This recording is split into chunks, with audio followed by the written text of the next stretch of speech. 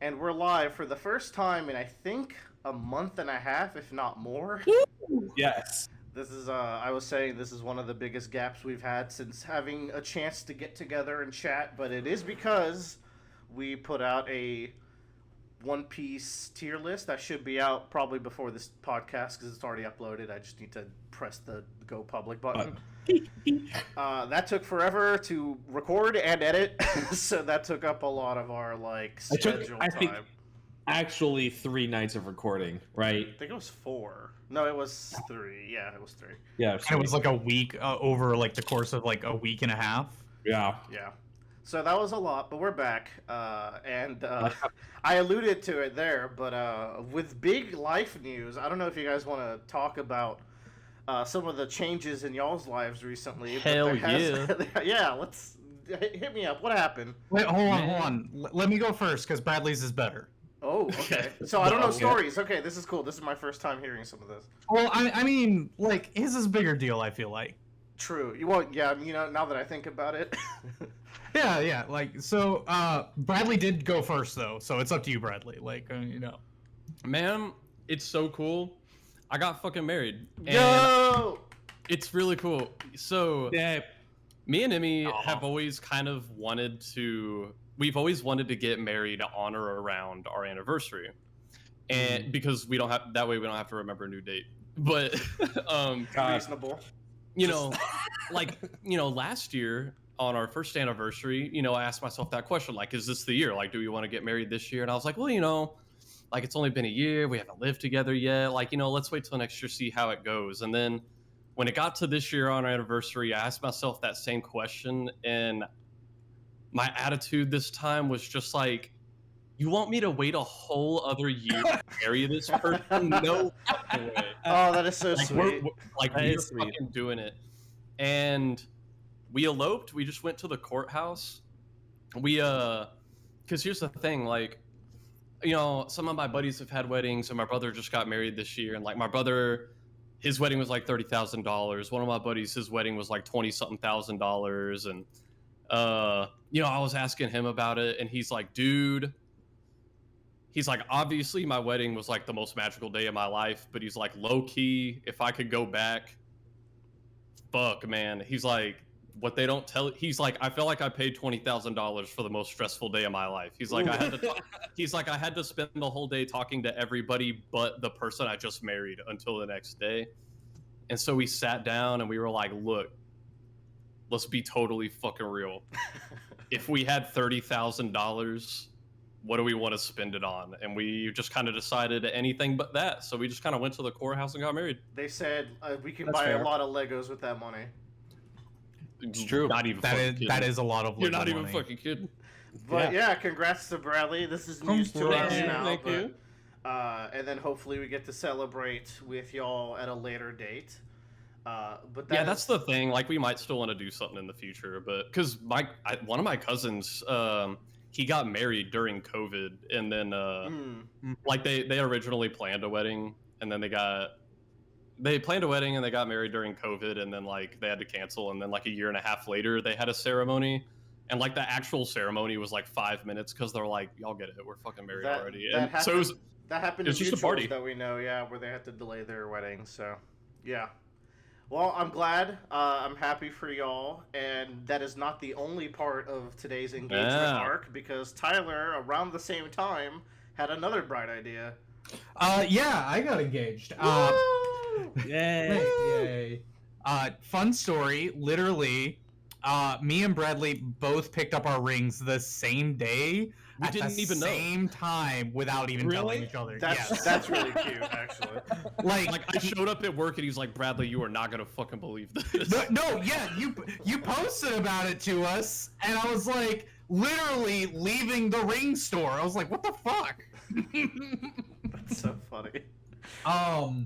Yeah, no, it was really wild, and I'm glad Bradley kind of mentioned all that stuff because it's really like in your late 20s, eloping just is so appealing. Mm-hmm. Like we're talking about just doing like maybe a vacation. Like we were already talking about doing a vacation this year, maybe. And I think she was thinking it was gonna be like during that vacation. But I'm like, yeah, but what if we just do the vacation now, like we were gonna do, and then just do it, you know? We want to do like a backyard party and just hang out like we do anyway. Like we don't. Bradley and Emily have good ideas. Yeah. They're smart people. So Dude, and there's even kind of a middle ground because one of my friends was telling me about this thing that's apparently like a business now where you can elope, but this business will like kind of dress it up a little bit, make it feel more like a normal wedding. So instead of spending $30,000, you're only spending like $1,000. Wow. And so you'll show up and there will still be like photographers and like beautiful flowers everywhere. So I mean, shit, that's pretty good. A cool thing you can do is I hear people about doing this. So I have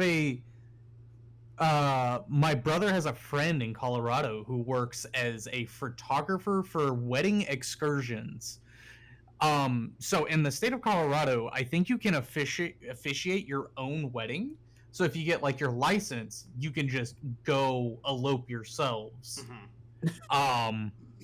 And this guy, he's a photographer, and he calls them wedding excursions because he will like hike to wherever this couple is going, like miles and miles on end to take these photos for them.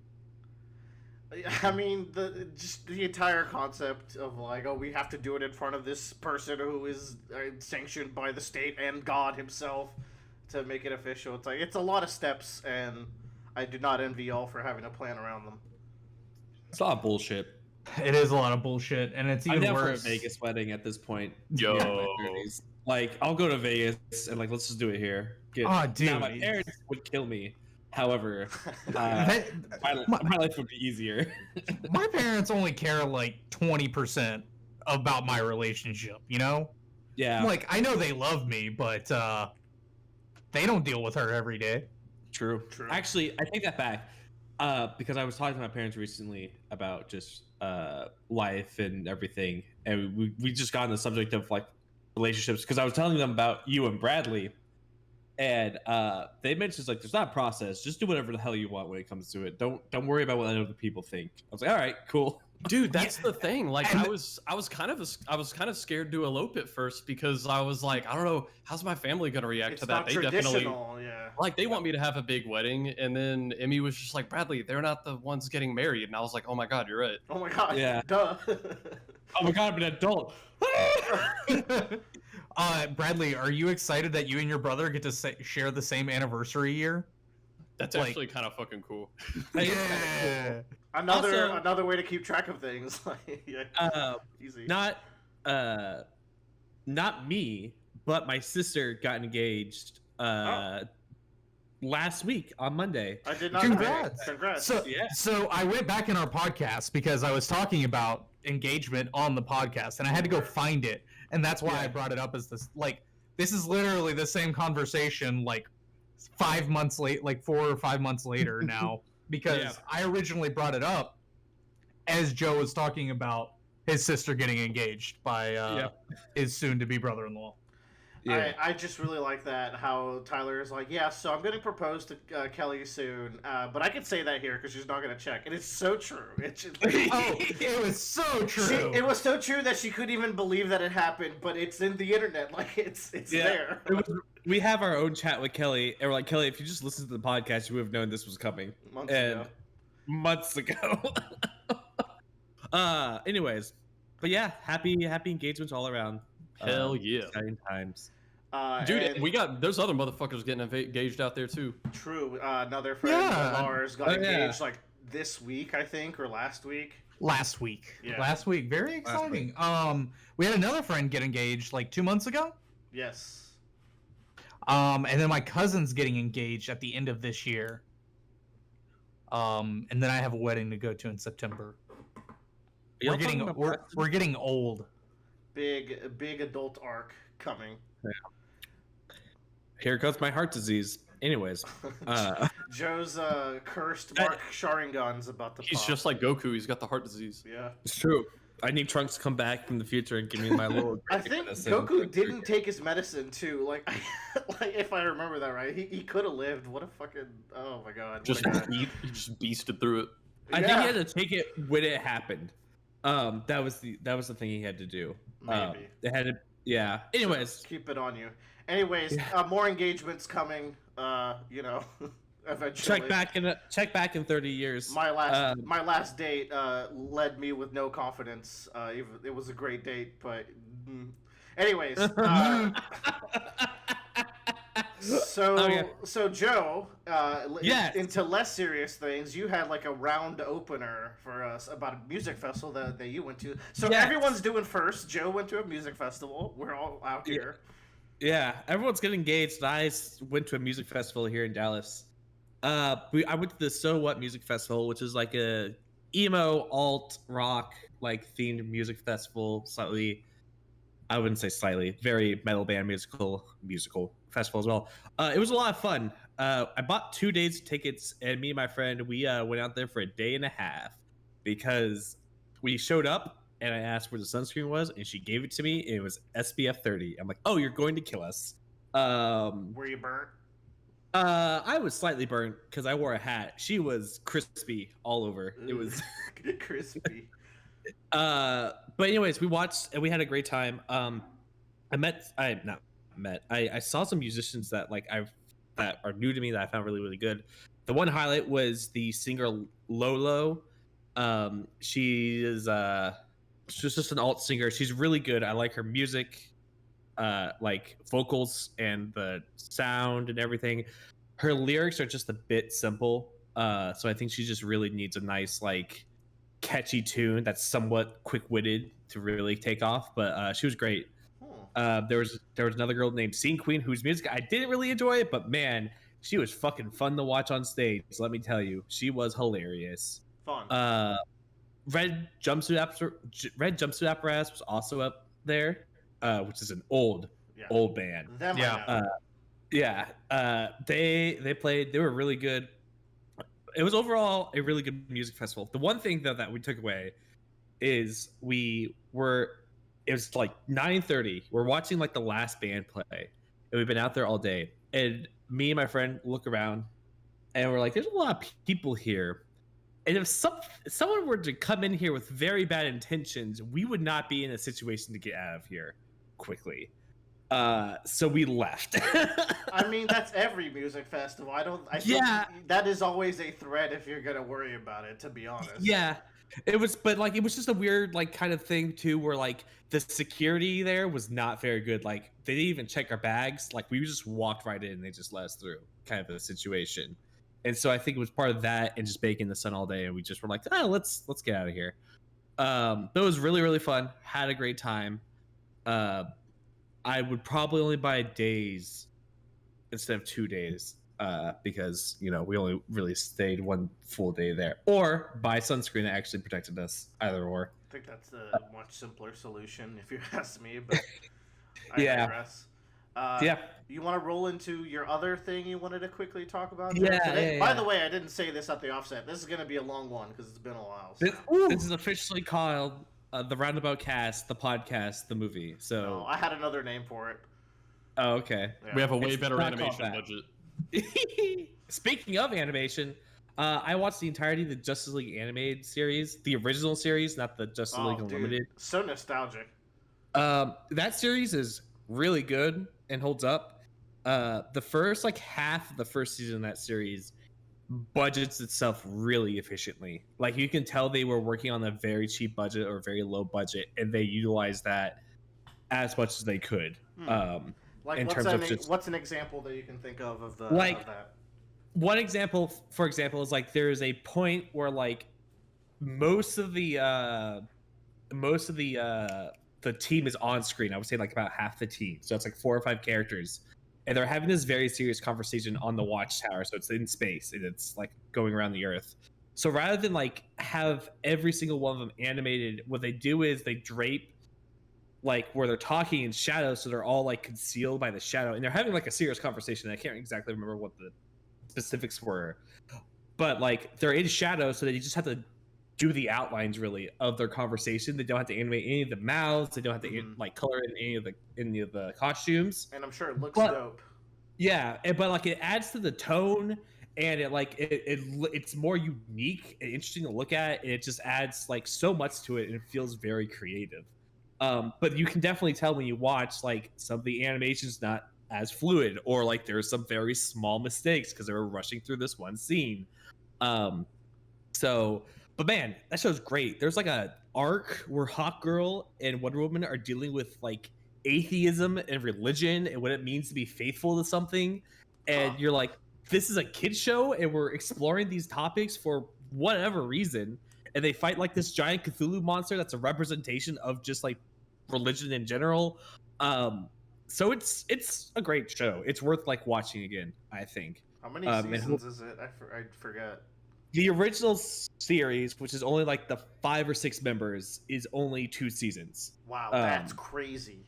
Yes, Are they and like then 24 episode seasons or something? Yeah, they're 24 episode seasons. But like both seasons are made up of 2 episode arcs, so you're really getting like 12 stories in each season only, which is also kind of crazy. That like they kind of like were the ones that really do like, let's say a kids show, but actually have like stories that carry over week to week, and like trust that people are going to keep up, or kids are going to keep up and watch the show, which I think is really cool. But yeah, it's a good show. It's all on Netflix. I highly recommend. Nice. I don't like Justice League Unlimited because it's got way too many characters. Oh, I remember there's some good stuff there though. There is some good stuff, but it's just like you have that smaller team, you just get like a lot more of that like Luffy Dynamics. crew. Yeah. You're not get bogged down by who's the new person this week kind of a thing. True. Who wants to jump on next? Dude, I'll- let me do mine. Yeah. Because I finally watched The Good Place, like y'all been telling me to. Yeah. Fuck is- you. This is one of those things, kind of like Breaking Bad, where like I knew for probably years ahead of time that I would like it if I just watched it, but I just wasn't in the fucking mood. We watched the whole thing, and I don't even know if it was a week. I think it was under Yeah. a week. Yeah. It took y'all a full week to get through the first season, and then I think a week later you told us y'all finished it. 10 out of 10 fucking show. Oh my god, it was so hilarious. And one of my favorite things about it is, dude, on any given episode, I feel like it was impossible to guess what the rest of the series would be. That's such a cool way to put it. Yeah. Because, oh my god, like, I don't know if I'm supposed to spoil stuff in quick talks or not, but Well, we're gonna spoil The Good Place. We've talked about it on this podcast before. Let's all and share it's- enough. It's time. Yeah. because it's like holy shit, like, okay, into season 1, whatever, they're in the bad place. So I'm like, oh, I bet each season is gonna be like a different loop, and it's like, no, episode 1 of season 2 they do like 800 loops. That's I'm like, all right. Yeah. yeah. Well, that's specifically episode 2 because I remember that's my favorite episode. Period. No, you're right. The 1st one's like one loop, and then they just do like this montage of loops in the most hilarious way. It's so good. And then Would that- like, and then it's like, oh wait, okay, the rest of the show is gonna be them trying to get to the good place, and then it's like, oh wait, no, maybe the rest of the show is gonna be them on Earth trying to live better lives. No, maybe the rest of the show is gonna be them trying to help other people live better lives. And I'm like, okay, I eventually I'm like, okay, I just can't guess it. I can't guess it. You wouldn't then- predict that the show's last arc, like the second half of season 4, is like, oh, we're gonna fix the afterlife. Like, That is that's- so cool. And man, what's funny is for years you guys would tell me I'm like cheaty, and also Emmy would tell me I'm like cheaty. And oh my god, you guys are right. There was one fucking time Joe asked a question of the day. His question of the day was 4 words. Are you ready? What do you love?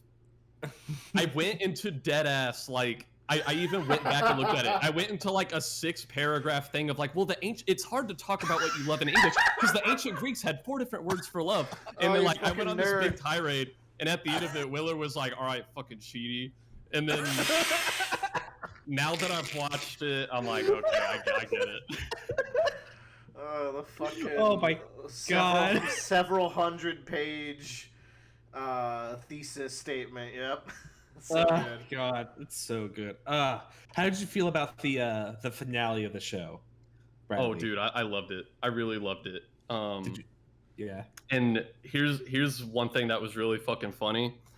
I saw this behind this. So there's this one part where number one, Maya Rudolph was fucking hilarious in the show. Oh, yeah. And There's Oh, a yeah. part where Michael, Ted Danson's character, is trying to floss to impress her, but he just can't do it. And they're like, "What the fuck are you doing?" And he's like, "I'm doing the backpack kid dance. It makes people." But no, what made that even funnier is I saw a behind the scenes clip of William Jackson Harper trying to teach Ted Danson how to Aw. floss, and he just can't get it. And I'm like, number one, this is what would happen in the show. But then also, I'm like, he probably just couldn't get it, and so they're like, so they let's just do changed it in the the joke. show. Yeah, they just like made that the joke that he Yeah. can't get it. It's so good. I listened Yeah, to the whole the production podcast of the show. While I was working at Nexus, I think, Bradley, I would just throw it on and like hear how they were producing the show and like get to know them a little better. They very cool crew they got going. Yeah, over It was there. phenomenal. What did you think about when Chuck showed up? Oh God, when was that one? He was Doug Forsett. Yeah, It was the same actor as Chuck from Better Call Saul. yeah. The It guy was that season 3. the guy that figured out 98% of what the good place was. Oh, And- dude, that shit was fucking hilarious. That was already a hilarious joke in season 1 when he was just on the wall, Yeah. and then when he actually showed up, it only got better. Yeah. Go ahead, Joe. I was just gonna say like that. He just played Chuck, but if Chuck wasn't a crazy ass lawyer, I feel. It's like Chuck if the electricity thing was more like a karma awareness thing. Yeah, He was very good at it. which is very funny. Speaking of very good jokes, I think Jeremy Baramy goes down in my books. Oh as God. That Oh my and that and I saw the time knife. The time knife. Jeremy Baramy is one of the few times where I had to pause the show because I was laughing for so long I missed an entire scene. Like I couldn't comprehend the concept of time as a name. So stupid. I love it. It's Tuesdays and also Julys. But also nothing happens. Very good. Okay, Bradley, I do have a question for you. Who's your favorite character? It's got to be Cheaty. Yeah. Okay. Me too. But no, I lied. My favorite character is Michael. My favorite character is Michael, and then Cheaty. Okay, Michael. Do you like Michael's character development is very good. Oh, that Michael and Janet episode. I think Joe always brings it up. It's so good. Actually, my favorite, I think. Oh, you guys are gonna make me want to rewatch this shit. You gotta stop. I don't have time. It'll take you 24 hours. It's that good. You won't even realize it. It really is. I could totally just throw it on the background. Anyways, that's The Good Place. Finally, better late than never, Bucko. And now Bradley finally has his Good Place points to go to The Good Place. By one. Yeah. Hell yeah. I can go next. My section is for some reason, despite this being the longest gap, I'm usually the person with the most topic points. I think I have the least today.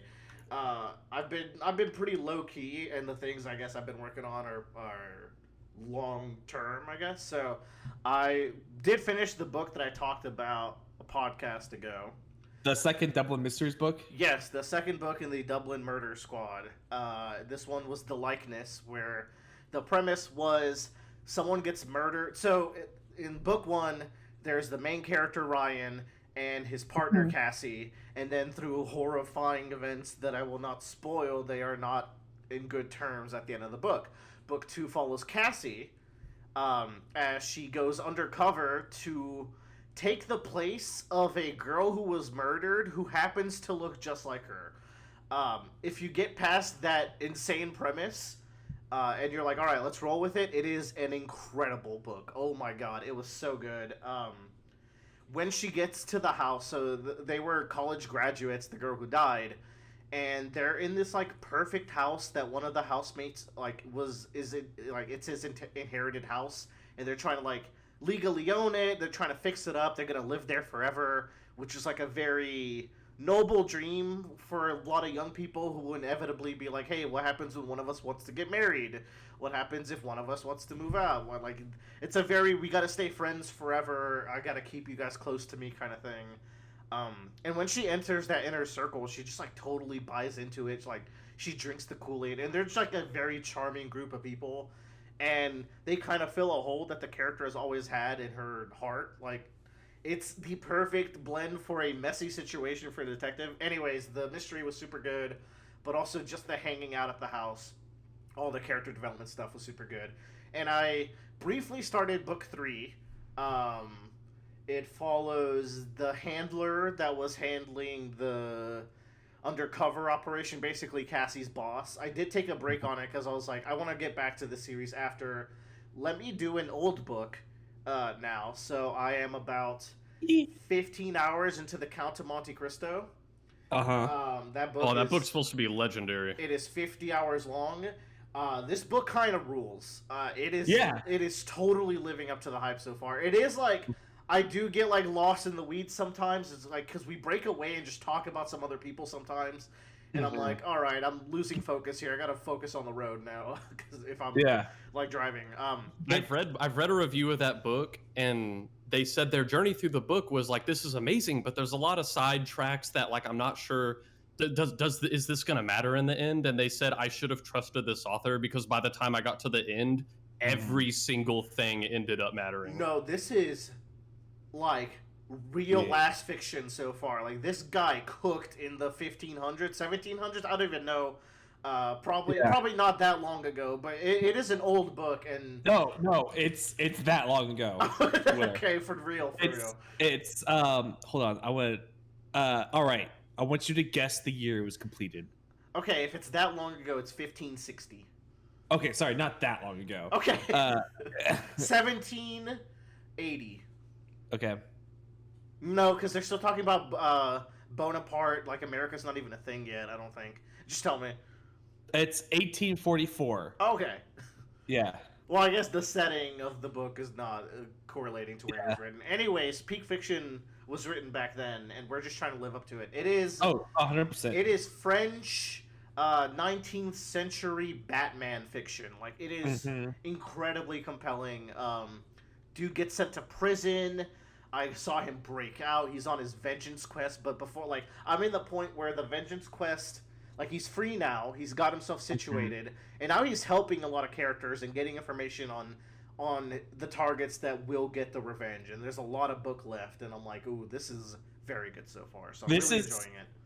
I think I told Willer this, but the Count of Monte Cristo was written in an era where they didn't have the capability of printing these large-ass books. Because...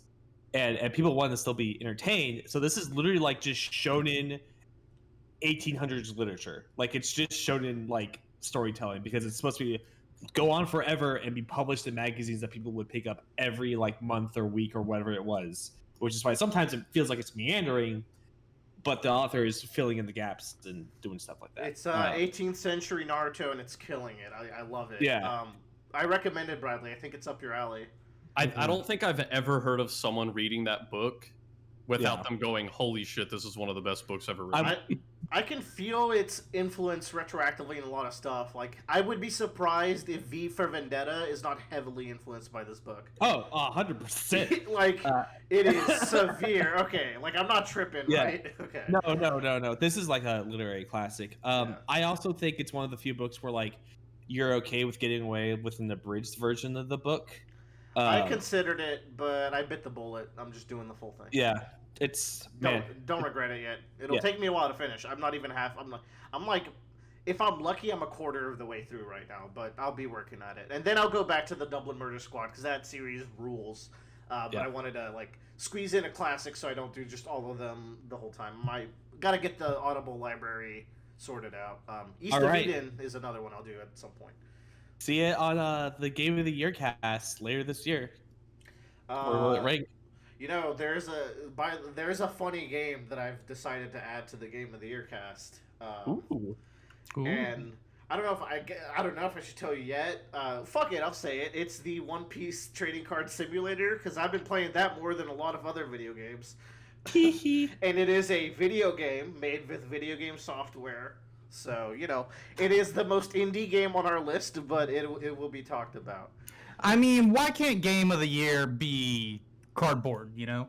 Yeah. Because y'all didn't let me fucking do it last year. No, that's true. as well. We can't do that because also no one knows the board games Joe plays. So Look, it's called Game of the Year, not Video Game of the Year. You're not wrong. But guys, Bradley. the simulator is literally a video game. It is made It is in a video game, though. It's called a simulator, but it is a game. Okay, Tyler, Hit us. Tyler stepped away for 2 minutes. Oh, well, right on time. I don't know what to fill the time with. Bradley could How do talk we- about songbirds and snakes. I sure fucking could, dude. Let's do it right now. You good So- with that? Yeah. I'm good with that. I briefly mentioned it in a quick talk 1 or 2 times ago. And this book was phenomenal. Out of all the pieces of Hunger Game media out there, it is up there. For people who don't know, this is a prequel to the Hunger Games series. It follows Coriolanus Snow when he is 18, and it was pretty fucking phenomenal. He is, oh my god, such a well-written protagonist. Like, to set the stage, this is like 10 years after the war between the capital and the districts, and people in the capital aren't really watching the Hunger Games because either one, they don't care, or two, they're like, it's children killing children and we don't really like that. And a lot of people in the story are very conscious of this. Like, him and a lot of other people around his age who are very distinguished at their like military academy they go to, they were chosen to try to make the Hunger Games more marketable to the masses, and they have trouble doing that. Even one of his classmates with the same tasks is like it's children killing each other. Like, you're not going to get people to like this. And I think one big question the book poses is, are certain things in society that we find morally reprehensible that way because they are inherently morally reprehensible, or because our society is in a comfortable enough place that people believe it is morally reprehensible? That is to say, like, if people got hungry and angry enough, do the laws of morality change? I think that's a really interesting idea to explore, and I would be on the pessimistic side of that and say, like, totally, yeah, like, in a different, like, just like look at how different laws were back in the 1700s, for example. Just like stuff that we look at today, we're like, that is not okay, or like, that is super weird that was a thing. It was totally normal. You know, that's a subject that I want to bring up when we talk about Baki. Hell yeah. What does that mean? Okay, I'm very interested to see how that ties into Baki, but we'll do that later. And so, like, I would say another thing, the main thing that makes this book good, though, is just the protagonist. So, Coriolanus Snow, he has a bias against the districts, and we kind of get to see what the capital was like during the war. Because for the last several years of the war, all the districts were just blockading the capital.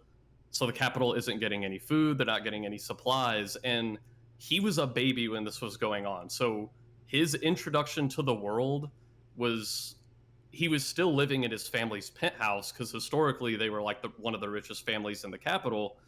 But like, from ages 0 to 5, it was like every single week they would break a new piece of furniture or a new family heirloom to burn for fire. They didn't have any food, and it got bad enough in the final years of the war that, like, he saw one of their maids get killed in the street and cannibalized by other capital people. Whoa. Because there just genuinely was no food to eat in the capital. And so he grew up thinking, like, fuck those guys, they don't know what they're doing to us. And it's kind of like, I think the book really reinforces that this is like a self-repeating cycle, that, like, he didn't choose to, obviously the capital fucking oppressed the shit out of the districts, and so obviously they don't give a shit about the capital. Yeah, fuck you, we're gonna try to kill you all. And then the people who grew up as children in that capital grow up and they're like, fuck the districts, I had to see so many people I love to die because of them, we're gonna oppress the shit out of the districts. And I kind of love how it ties into the end of the original Hunger Games trilogy, because when they finally beat the capital, they're like, we should have our own Hunger Games and, you know, put the capital children in there. So I kind of like how cyclical it is there, but the greatest thing is he does not blindly hate the districts. He gets so close so many times in this book to being like, this system is fucked up. The Hunger Games is not the solution. we should not be doing this. But what's Huh. great is this book is a constant battle between what he consciously knows is right and what he unconsciously wants, which is to be safe and to restore his family's glory. And there's so many times in this book where he'll be faced with a choice where he could do the right thing or do something that is safe for him.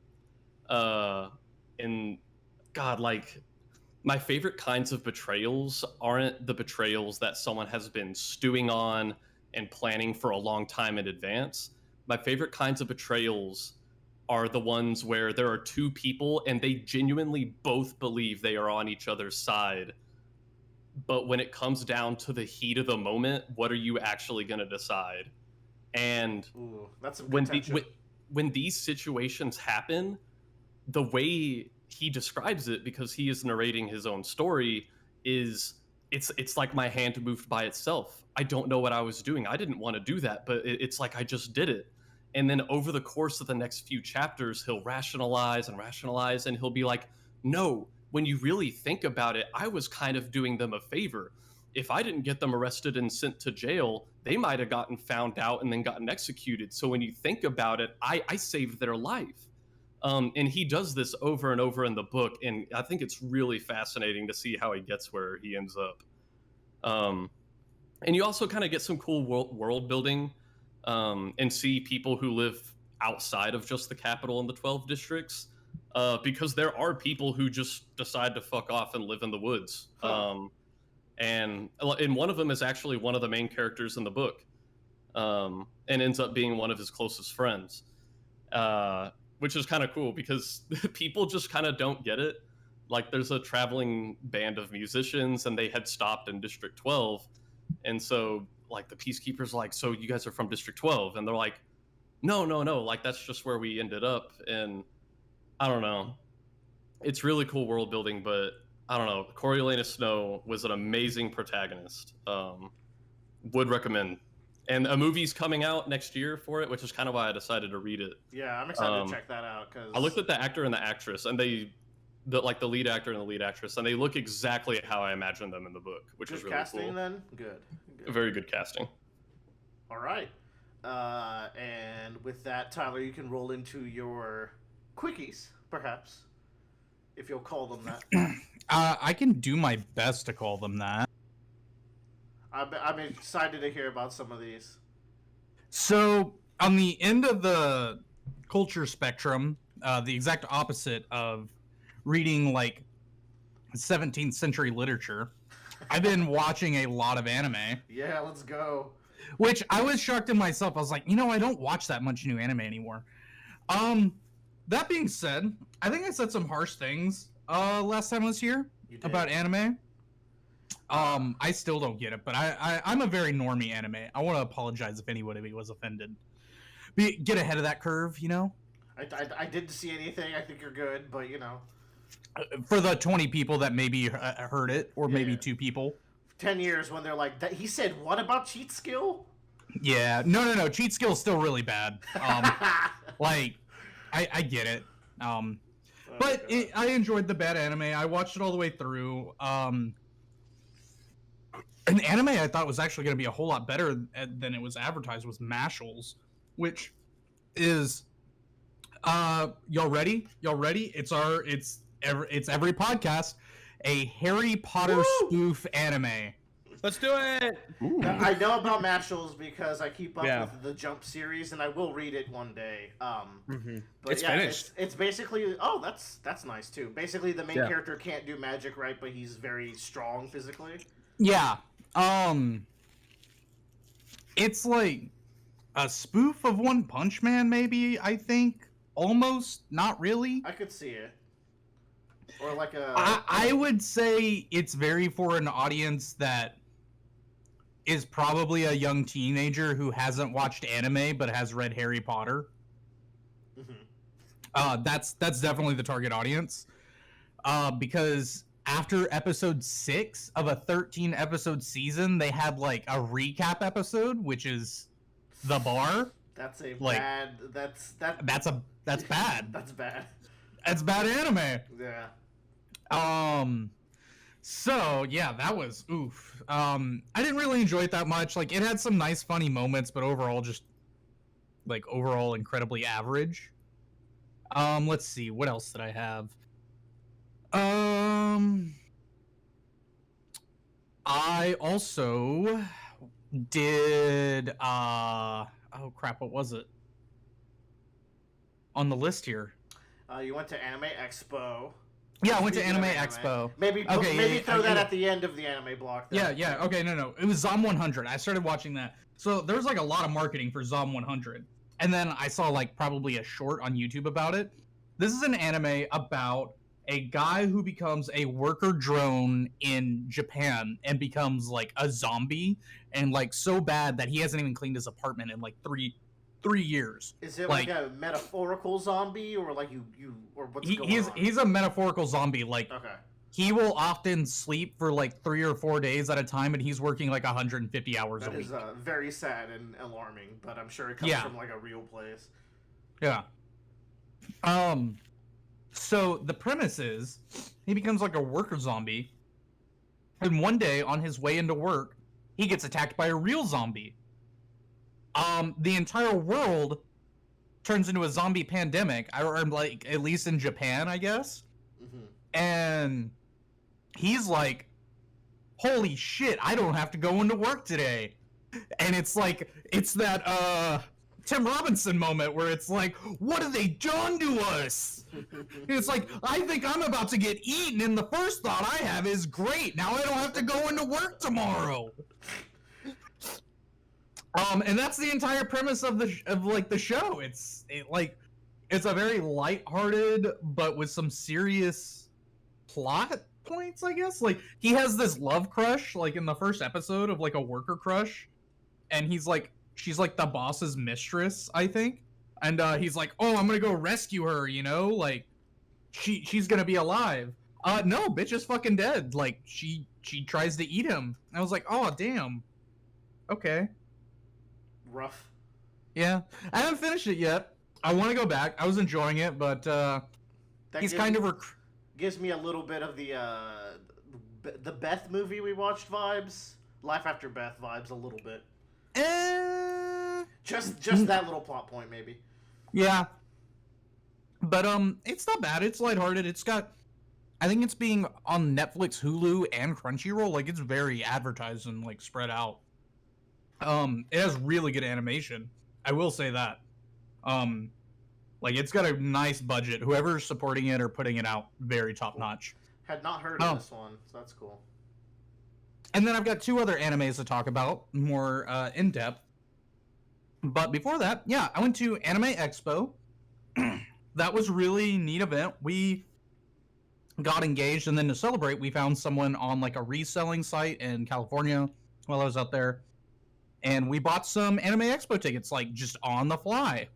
Nice. It was wild. They had so much stuff there. I haven't been to a convention in, like, God, maybe 5-6 years. So it had been a minute since I'd been to one. And they were exactly as I remembered. You know, a lot of people dressed up, having a great time. Way more thighs and booba than I anticipated to see. Oh. I'm sure Anime Expo is probably top of the line as far as that's concerned. Oh yeah, absolutely. I got to see, you know, the guy who draws the Final Fantasy art? Yes, like Amano. The Final Fantasy. Yeah. Amano. I saw him being escorted by security through the venue. Oh. He was like their VIP guest, and that was really cool. That's really cool. We got to see some of our favorite artists there that I bought some work from. One of Kelly's favorite artists was there that she's bought a lot of artwork from. We played the One Piece card game, got some cool, like, exclusive One Piece cards. Which, unrelated, Tyler's fiance went to go play card games for the first time yesterday and went even, which is a very cool story. That's impressive. Yeah.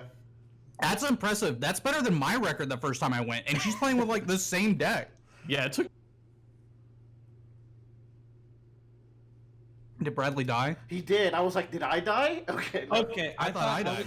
I thought I was going crazy. I thought I got us into heaven. I'm Yeah, gonna no. finish it. Bradley said it took me several times to get 2 and 2, and then That is correct. That is correct. yeah, nailed it. Okay, he's back. Anyway, sorry, I had to throw that little shout out there because I think that's very cute. It was a lot of fun. We didn't participate in Anime Expo as other people do. We're very normies and casuals when it comes to it. Ugh. I know, but like they have all these like panels, side events, Trash Taste, that podcast that copies us is there. Yeah, it's fucked up that they do that. Except it's weird that they have actual really good sound quality and deep, sexy voices. Yeah, it was super weird, but it's they're like copying us. like props to them that they made it successful. Like that's their jobs.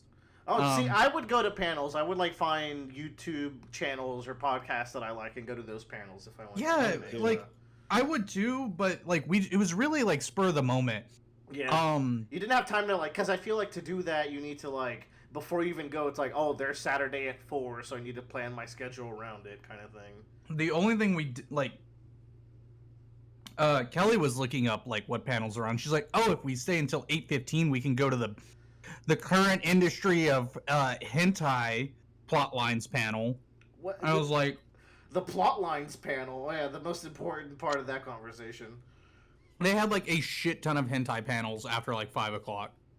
Bummer Kelly couldn't go. Yeah, she did take me through. They did have a hentai section there. She did take me through there. She did exclusively look at One Piece stuff. I was kind of blushing the whole time. I was like, I don't want to be in here because I just don't want to know what I have in common with other people. And I'm sure 70 feet that way, there's just a bunch of kids hanging out. It's like, oh, they can't come over here. It was an entirely walled-in section that you had to get ID before going in. I'm glad. I can't believe Tyler couldn't brave himself to go to the armpit section of the hentai place. If he was alone, maybe he would have snuck in there. No. Yeah. Real good. Kelly doesn't listen to the podcast. But they had a lot of cool stuff there, a lot of cool booths. They were showing off cool stuff. They did a lot of cool trailers. We just casually walked around and looked at all the cool shit. That was kind of it. Nice. They did a new trailer for Solo Leveling, which leads me into the next bit. Solo Leveling Book 7. The audiobook I read came out, which I think is the light novelization retelling of the series. Very good so far still. Yeah. But at Anime Expo, they showed a new trailer which said it's coming out next winter, not winter of 2023. They moved it ahead by a full fucking year. Which is insane to me. It's being extended out. Plus, I think I read somewhere on a YouTube video, there was somebody talking about that they're changing the main plot line of the book. Which, yeah, is big oof for me because the setting is set in Korea. That's where the story's told. And the bad guys are for one of the arcs is Japan. So it's gonna be really weird because I've heard a rumor that they're translating it to be where the main character is from Japan. And the bad guys are Korean? Yes, because that's everybody. Gross. I don't like that. Yeah, I don't either. And it's I'm they're that scared of being the bad guys in the story from a Korean series? Yeah, if they're moving it forward an entire year to rechange it back to a Korean series, good. Ooh, that is fucky, yeah. But still, yeah. How it's Solo buggy. Leveling? Don't they fight in another world most of the time, or what? No. It's real settings. Well, mix and match. They go in and out. Yeah. It's not full isekai. It's very similar to Gate. I'm what kind of Japanese antagonist could be so bad that they're oh, we need to change this? Jesus. Okay. Yeah, curious. as I say it, I think the story is directly inspired by Gate, Steins Gate series because it all revolves around like gates that open up, and they have to go into the gate to defeat the dungeon, and then they don't after like a week. My brother in Christ, that's not what Steingate's about. Oh, it's not? It's about time traveling through a microwave. There is a series called Gate, though. GTO you're thinking of, I think. No, that's Great Teacher Onizuka. Gantz. No, you're thinking of Gantz. No, there's an anime called Gate. Okay, sure. There is an anime called Gate. But also... Gantz is not about time travel. No, we're not talking... The time travel is completely not it. I'm talking about going into gates to fight monsters. I think that happens in Gantz. Anyways... In the Gate anime, he's a military guy who goes into a gate and then it's an isekai, and he's like in military like garbs and stuff, and he's meeting like royal princesses. I didn't know that. Okay, and you've even talked about it before. Anyways. It's old. It's an older anime. But yeah, book 7, it's good. I think the series is getting close to wrapping up. I think they're only gonna have 1 or 2 more, hopefully, because I know the manga's fully finished. We hit kind of like the major world building plot points in book 7. So it's fun. The reading of the book isn't too bad. They do like action sounds and stuff, and in the first book I was like, oh, this is super cheesy, like, ooh, it's kind of a little cringe. But the narrator has grown fond on me. I enjoy his action sounds that he does. Yeah, the whooshes and it must be fun. It's fun. It's an easy listen, which is what I really enjoy out of it. And the main character is still cringe. Like, I wanted more out of the series other than solo leveling, but they stayed true to what they titled it. Can't fault them for that, I guess. Nope. That's it for me. Just some nice anime quickie shit. Well, that's not true. You didn't talk about Baki Hanma. Oh no, that's not a quickie. Well, that was the last quickie. So how about we transition into Baki Hanma? Okay, shit. You know what? We could give you a break. We could. Well, I don't know. You got a lot of stuff coming up. Just do it now. I gotta do it now. Do it. No. Okay. Instead, then, Joe and I have been playing a lot of Street Fighter. We talked in the podcast, like the day before it came out. That and Diablo, so that'll be next topic. Yeah. But now it's been out like 2 months, so genuinely a 2-month game. And I was actually I hop on to play. I haven't had time to play this week at all. Willer, so I was gonna squeeze it in. Yes. What is your opinion on Street Fighter 6? Do you think it's good, bad, or mid? I think it's neither of those. I am infatuated with this game. It is breaking ground with fighting games. Yeah. In many ways, to the point where I got the game, and if you asked me before the game came out, hold on.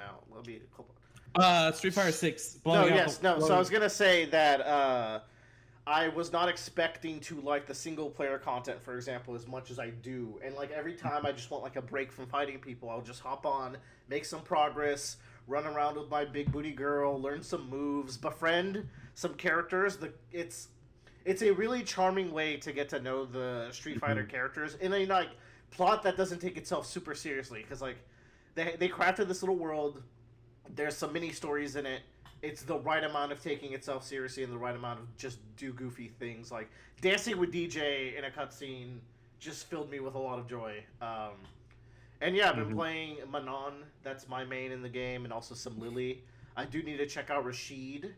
I think the last day I played was right before Rashid was coming out. And yeah, I'm very interested to play, maybe try out some Rashid and future characters that hopefully they'll show this weekend, which is Evo weekend, and I won't get to fucking watch it. Because what's Evo? We're gonna have Evo on the whole time, bro. I'll be hanging out with these dorks watching One Piece. Who even likes that? Waste of time. Losers. Anyways, yeah, it's been fantastic. I've gotten up to Diamond. I need to get back on the rank grind, but also sometimes I'm just let's hop into some cabinets, find someone who has the same skill level, because they have a little tag for same skill level, and do a set of 5 to really drill down a match. It has everything you could ever ask for in a fighting game as a competitor. Joe, Yeah, how are you getting along with it? You took a bit of a break, but I saw you play Yeah. the other day. Yeah, I basically when a game came out, I was playing it every day. I think like Willer was like excessively. I climbed my way up from like rookie 0 to like gold 1 or 2 or something like that, and I hit a wall. I was As just you getting do. frustrated. Yeah, I was getting frustrated myself, and I was like, I'll just take a break. Came back last weekend and just shot up back up to platinum 1 now. That's a big Uh, climb.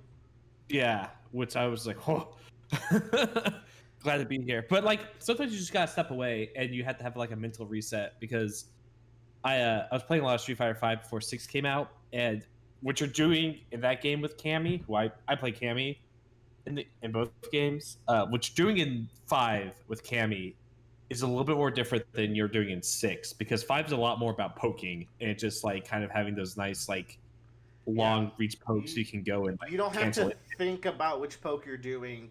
Yeah. Like you do have to think about it to some degree, but not as much. Yeah. Whereas this, it's a lot more important, and I think because of that, my brain wasn't wired correctly, or so I had to do a nice little reset. But I'm playing a lot better now, and I'm enjoying it a lot more. Not that I wasn't enjoying it before, but just I got over the frustration hump. I think you but need they- to not care about rank, like, and if you do Yeah. get like, if you have a bad night, you should like that's what the battle hub. It's like a actual Yeah. functional good lobby, so you can always Yes. go do that.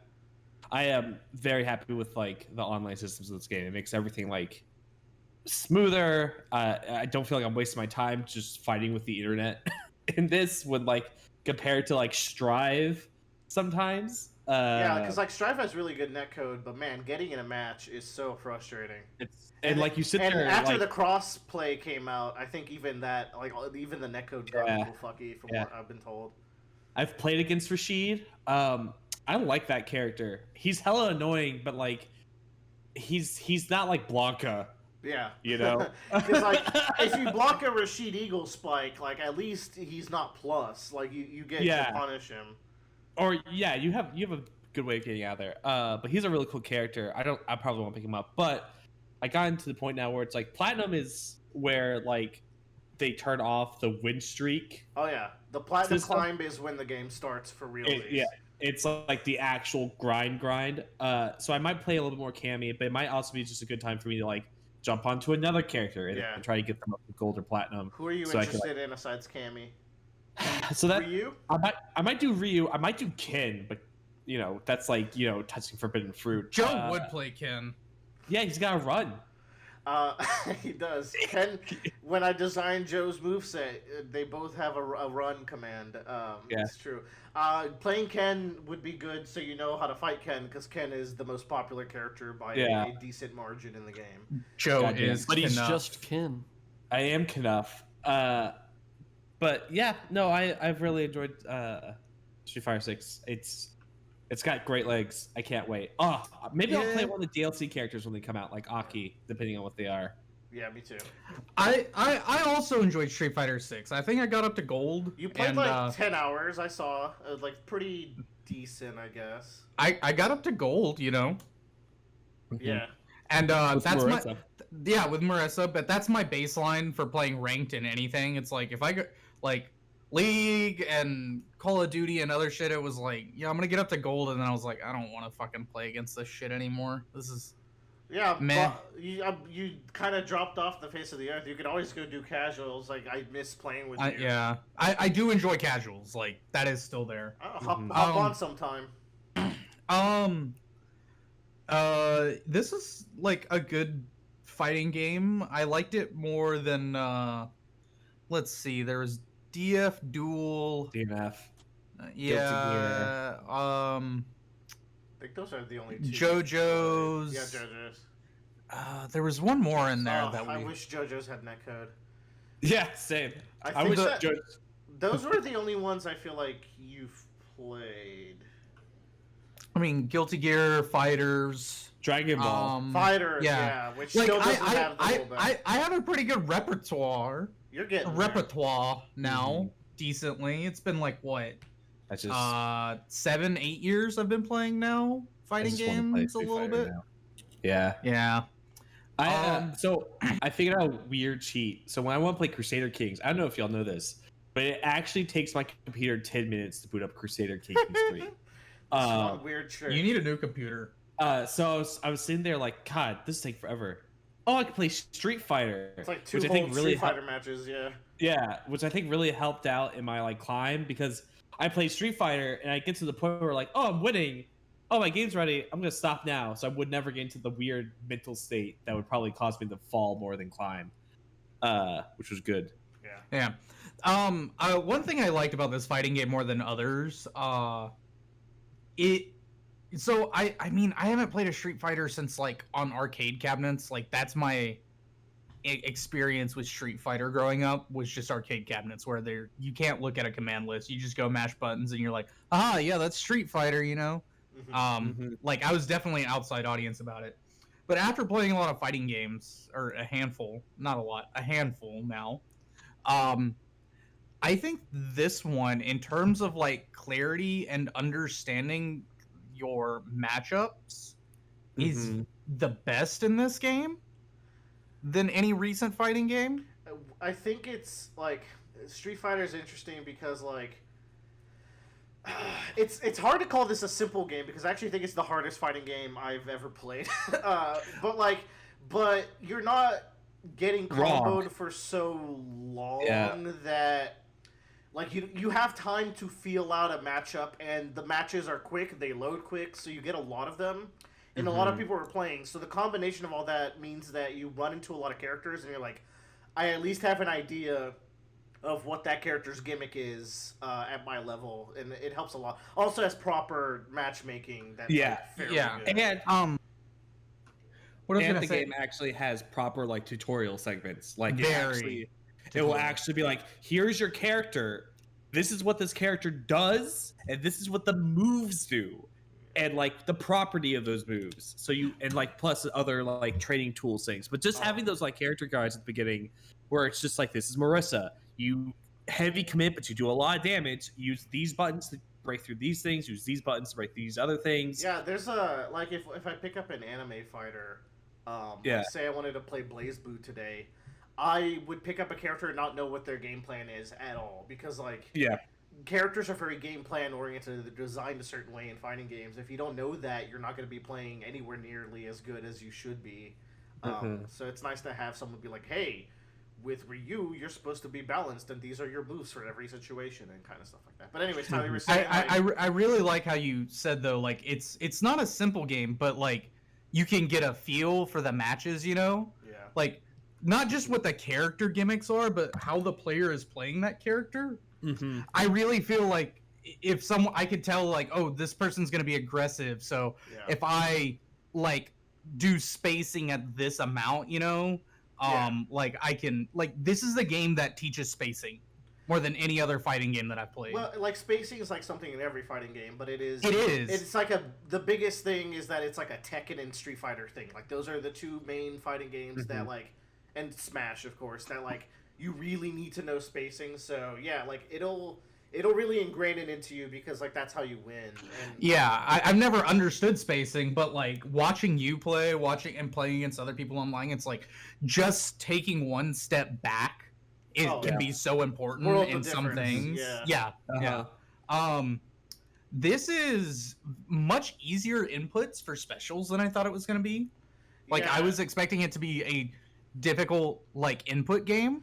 It is not a difficult input game. It is a difficult timing game for me. The cancel windows are stricter than Guilty Gear, and not and the moves that like because you have so many more moves in Guilty Gear, you have 4 attack buttons. Here you have 6. A lot of them don't cancel into moves. So you're like, why the fuck is this not a combo? And you have to figure it out. It is hard for me. Like not even just like Wheeler took me in and he's like, oh, these are your combos. This is how you do it. I'm like, cool, and it's like I can understand them, but man, can I not execute them? I'm old, my thumbs aren't fast enough anymore. Like it's just hard for me to play this game. No, I was gonna say, I think Bradley, you've always been a casual fan of fighting games, but like I feel like you've always had the beast in you. I could not recommend this enough for you because there's a mode where you don't even have to do it, like the inputs, do the specials. and that is a viable mode. Like, people climb and do well with that mode. Pros are experimenting with it to see which one's better. Like, it is a mode that is taken very serious by the game. So it's like you can pick up the game and not have to worry about having to learn how to do a combo, because like it'll get you an auto combo, and you can also like do your own freestyle combos with it. Like, it is a very good pick up to in play mode, and I think you'd also like the single player stuff. So I really, because you get to customize your own character, you get to pick all their moves, you get to like pick their clothes, you get to make freaks or beautiful people. Yeah, I just think it's so cool hearing fan reactions to Street Fighter 6, because like the first couple Street Fighters totally revolutionized fighting games forever. Yeah. And it sounds like they're still out here doing it. They really are, because like 5 was a very by the books, like it's just alternate, like it's a half step from 4, while 6 is like 2 steps from 5. Like they leaped for this one. So like if you ever see it on sale or something, like I really think like it would be the kind of thing where you play and you're like, oh shit, I actually really like this. Yeah, because of like the alternate control schemes and stuff. It's great. Anyways. I highly recommend. I really want to like this coming like Christmas. I want to bring my PlayStation and like get my brother and my future brother-in-law this stuff. So, like, just play a few games with me. I just want y'all to like experience and play with it. And that modern controls is really going to make things I think, really fun. Yeah, it's going to make it really fun for them. Because it's like I'll just play whoever like, on classic. Instinctively, anyone understands what is supposed to be happening at a fighting game. You're supposed to be doing the special moves and beating people up, but like when you get into practice, it's like, what the fuck does that mean? Like, but so when you give someone just the, hey, you press this button and you shoot a Hadouken, that'll just change their life. Like, they'll get it. But anywho, not to spend too much time. We've talked about the game a couple times. I do want to hear what the 2 months after retrospective on Diablo 4 is looking like for you two Diablo boys. Diablo what? Diablo. Really? It's like that? It's already gone from memory? No, like I played the game, I beat the boss. That's it. That's the game. Okay. I mean, I just threw this in here in case you guys like had some formulated thoughts about it. But if it's that simple, then no big deal. My formulated thought is that what I thought what might have happened, like I wouldn't say my worst fears, but like my inklings for how the game would be near the end were kind of true to me.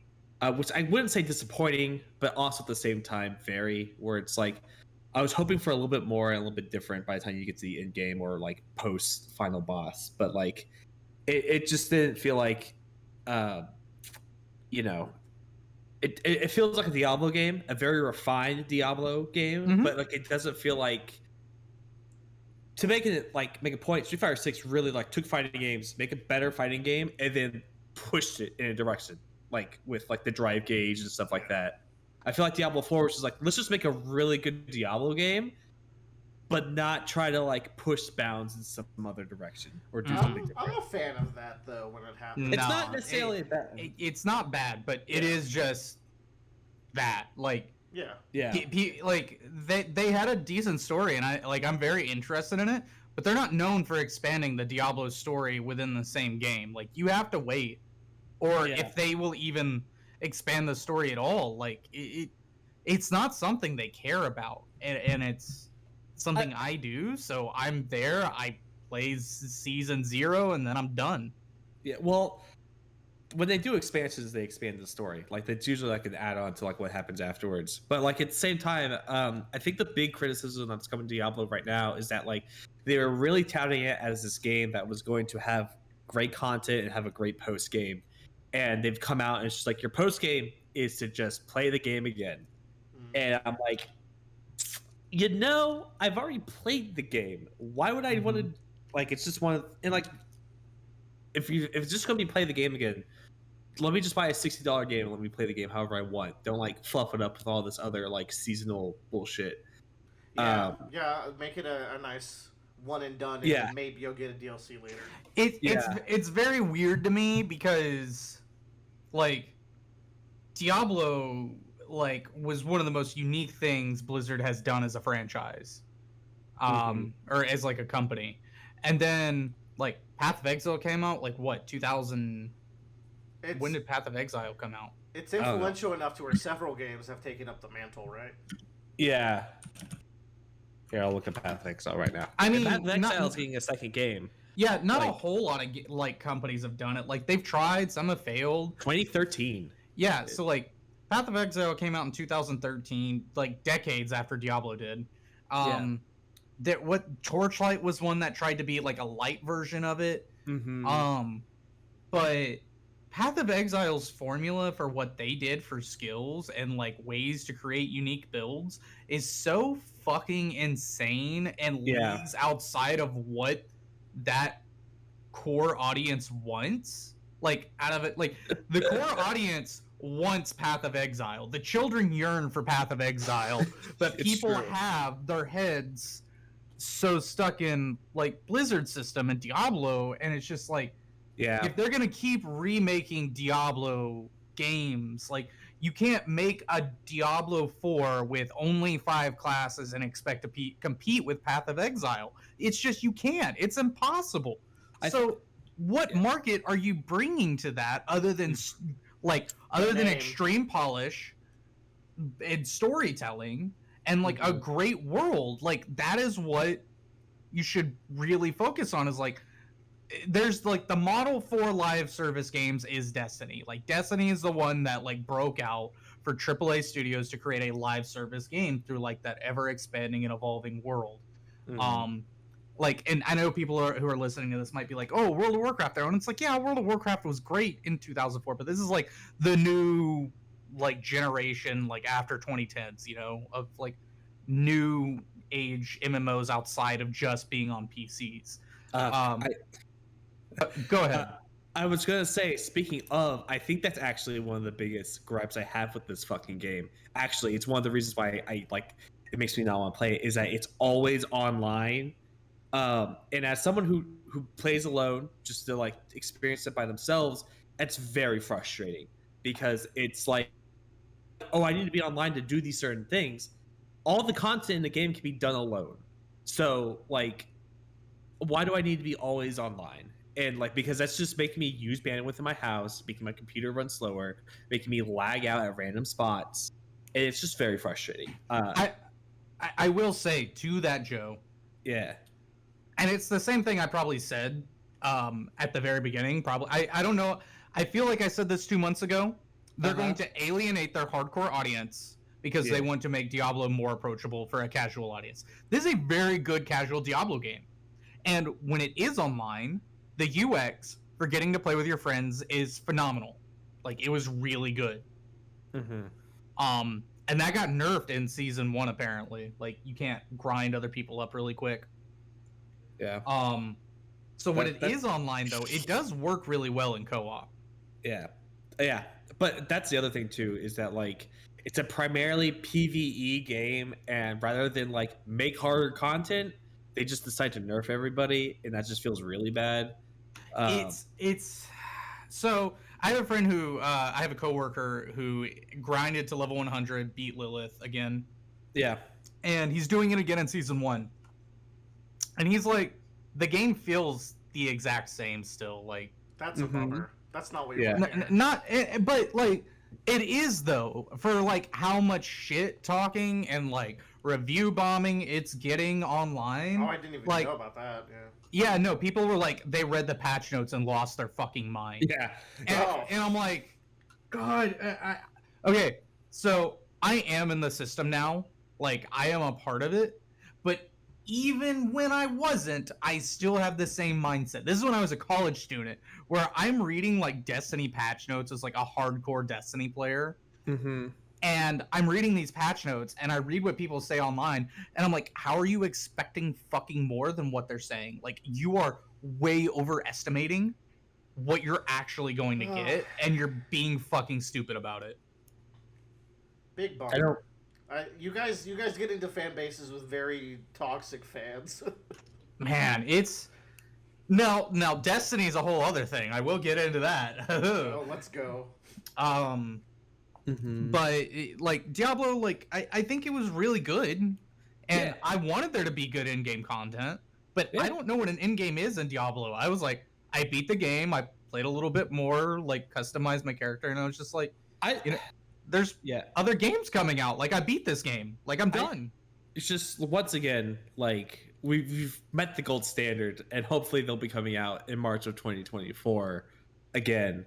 But like Path of Exile 2? no, Monster Hunter. Monster Hunter is Oh, the gold standard of post content. Wait, is Monster Hunter World coming out in March? There's like a rumor They're teasing a game that's gonna sell millions of copies, and fucking idiots are like, Marvel vs. Capcom. They said millions of copies. Dumbass. They said millions, idiot. Anyways, not 1,000. it's Monster Hunter for real, or Battle Network 7. Like it's one of the two. What if they did Monster Hunter Universe and it's just like, yeah, this is gonna be our ongoing live service Monster Hunter game now. It's called Monster Hunter Freedom Unite, or was it just No, Okay, yeah, but what if they name it something real, not something like translated? No, yeah, it's Monster Hunter Online, and yeah. you know, I get scared of it. I do like the fact that they just release a package, even though Yeah. you have to restart all the. No, you know what? No, if Final No, you Fantasy could- 14 can make it happen, then Monster Hunter could too. Yeah. Anyways. It's just, but the point being is that a good post game is like, okay, this is like our main game where like we can just set, like we roll credits here. This is all the post game stuff where we just make more difficult things. That's new content that you don't get access to until after this post game. And like, I think that's just like what I was hoping for, rather than like, yeah, just like here's some things that we've just recycled again, placed around the world. It's hard because like It is hard. Like game development is not easy. Like, and I get it. Like you need, like you have to use as much time as you can, and like you have to use assets again.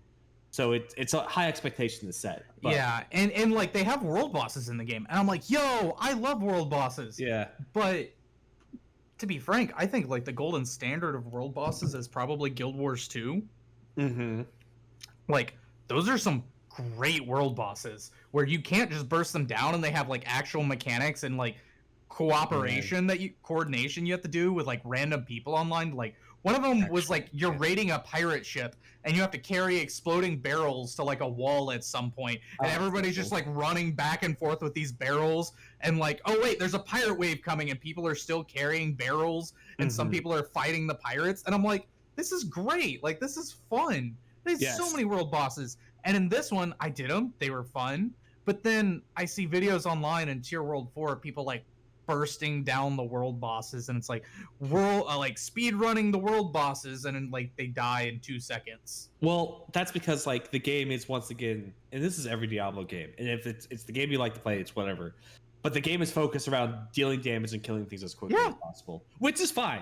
Yeah, But- that's the game. But like, it's just I want more in my life now. oh man, I this is my final bit about it. Is I was reading what people were complaining about is like the problem with Diablo so far, quotes. And they're like, cooldowns and energy manipulation, and the sorcerer's the weakest class. And I'm like, what fucking game are you playing?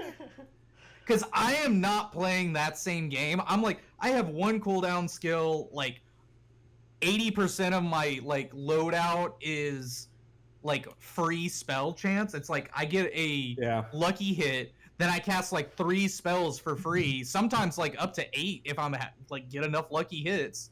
And I'm like, I'm not using any of my mana. I'm just clearing rooms, getting lucky hits, casting free spells. And it's like I cleared the tier 4 like area like 10 levels under, and they were like, oh god. I was like that's the game though. Like that's the only way I could get a challenge out of it.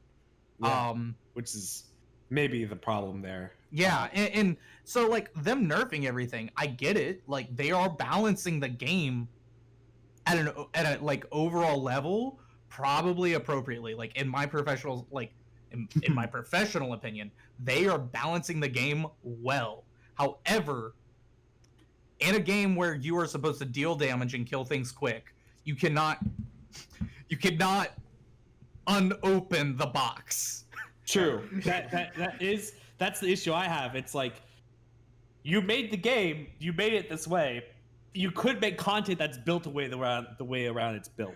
I am curious. There is more math than I am like professionally capable of understanding. Yeah. I like, if anything, I would have just said patch notes that you made all the enemies tougher instead of saying any like You know, Tyler, nerfed the numbers. that would have been way smarter. Yes, like I I there's times in Pokemon Unite where I'm like, tell me what the fucking numbers are, because they're just like fixed minor bug issues.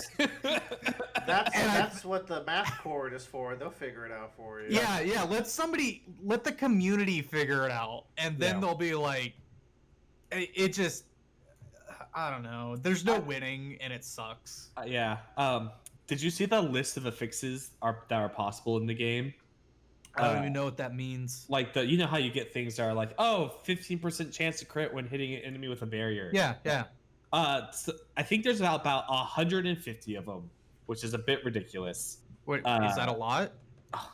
Yeah, that's way too many. That's so many of just like random, like small, like niche things that could potentially happen. Like, like I think that's good, right? No, it's not. Why? Because it means that 90% of those are useless. I mean, because they're so niche that like you ignore them because they're basically pointless because they don't get used. Counterpoint is it's a PvE game, and if you make something that works and you get to level 100 and do it, there's no difference between someone killing it in 30 seconds versus you killing it in 3 minutes. You're not wrong, but I'm not. Like that's the point thing. I'm trying to make is that like part of the game is looking at gear and evaluating what you want to bring. But when you have so many pointless things that you might as well just ignore most of it rather than just look at the big number. Sometimes it's for different, like, I think some of those aspects that you're talking about can't come into effect until you get to like level 60 plus, because you unlock new aspects as you like level up in the loot pool.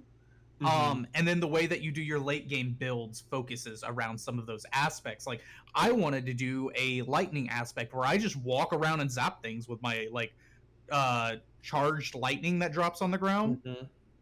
But I could not do that build until I got to like level 60 plus, you know? The problem there, Tyler, is that the game doesn't have content that like really incentivizes you to make different builds so you can keep everything, and B, the game doesn't have a way to guarantee certain items or aspects on there. It's all random. So it's like... Yeah.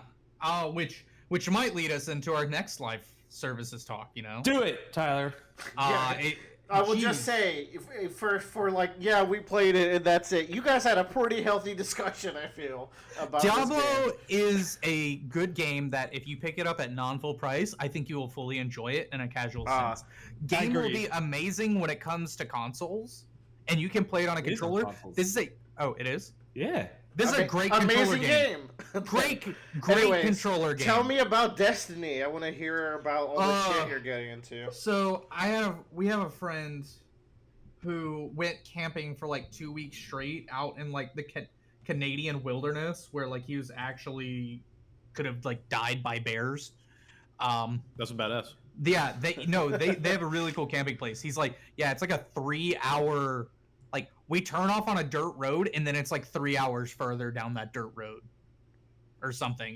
He's like, we're out there. He came back after this 2-week experience enlightened and said, I'm going to play Destiny now. That's my live game what that happened? I'm going to play. No, I don't know what the fuck happened. The spirits of the land spoke to him and said, look, dude, play Destiny already. They were like, Eric. Peter Dinklage from the lake came out. It's like, there's a wizard on the moon. Moon's fucking haunted. They're like, we need to speak about your destiny. And he's like, play Destiny? Okay. Yeah, don't know what happened. The worst thing is another friend of ours, Cirquette and I, have been like teetering on this edge of like, what if we play Destiny? Ooh, like, dude, I would play with y'all if I had time because it looks like fun. I think. I'm gonna start with the bad. Wow. The really bad. So apparently in 2001, an expansion hit, or 2002. I don't know the exact. I was like, what? The year Halo Combat Evolved came out? What are you talking? Sorry, 2021, 2022. In the past 2 years, an expansion came out, and they said we're going to sunset all content prior to this expansion. Oof. And people lost their fucking minds, and they said, we're gonna future-proof the game. And I go, as what I'm working on now, that's like some very, very high level shit to be future proving your live service, and like if you need to sunset content, like whatever you're doing is not sustainable apparently. Some things, unfortunately, through no fault of anybody, very limited. But it's not impossible to say like they shouldn't have had to sunset it, to be honest. Here's a real technical term. They could have divided up the expansions into like different executables and downloadable files like other games have. So like if you download like Call of Duty right now, like through the Battle.net, it's like you can download the co-op separately, the single player separately, the Warzone separately, the multiplayer separately. What if like you could buy like a physical version of it, and then depending on which part of the game you want to play, you put a new disc in? That'd be something. Fucking futuristic right there, Joe. Yeah, fucking I know, insane. right? But like, here's the problem: is they still sell each expansion that has previously come out in the game individually. Like each individual expansion is like $20-$30, and they also sell a legacy edition, which is all those expansions bundled up for like $40, and they don't tell you that. They just have it all available for sale individually or together. But wait, there's more. Wait, is this the stuff before or after the sunsetted stuff? Before and including sunsetted stuff. If it's sunsetted, you can still buy it? Can you still do it? Yes. No. So, yeah, exactly. Ugh. So, exactly. So, let's talk about the first set of sunsetted content that I could do. So anything between the original launch of the game to Shadowkeep is gone. Shadowkeep is still there, which I think was like 2 years after launch. Yeah, it was 2 years after the launch of Destiny 2. So the first 2 years are gone, just completely eviscerated from the game. But you can do the main campaign from Shadowkeep and a couple of like other things that were attached to Shadowkeep, which is like the expansion comes out, and then there's like 2 to 3 months of that expansion, and then they go into seasonal content. These seasonal contents are story-driven, like repetitive-ass stuff with like new game modes that they introduce each season. It can be small, like grindable dungeons, but it has a campaign. It evolves the story, introduces new characters, brings in old characters. Main characters fucking die in these seasons. Oh. And like you cannot experience any of this story at all in the game. So between Shadowkeep and Beyond Light, you miss 5 entire chunks of 3-month-long sets of story-driven gameplay. You miss plot points, new characters being brought back to life. People care about the story quite a bit, right? Yes. Yeah. Yes, it's insane. Like, here's my beef. If you're gonna fucking sunset content, sunset fucking all of it, and don't let somebody buy 1/5 of your fucking expansion. Like, I have fucking beef about this. That's justified anger, if you ask me.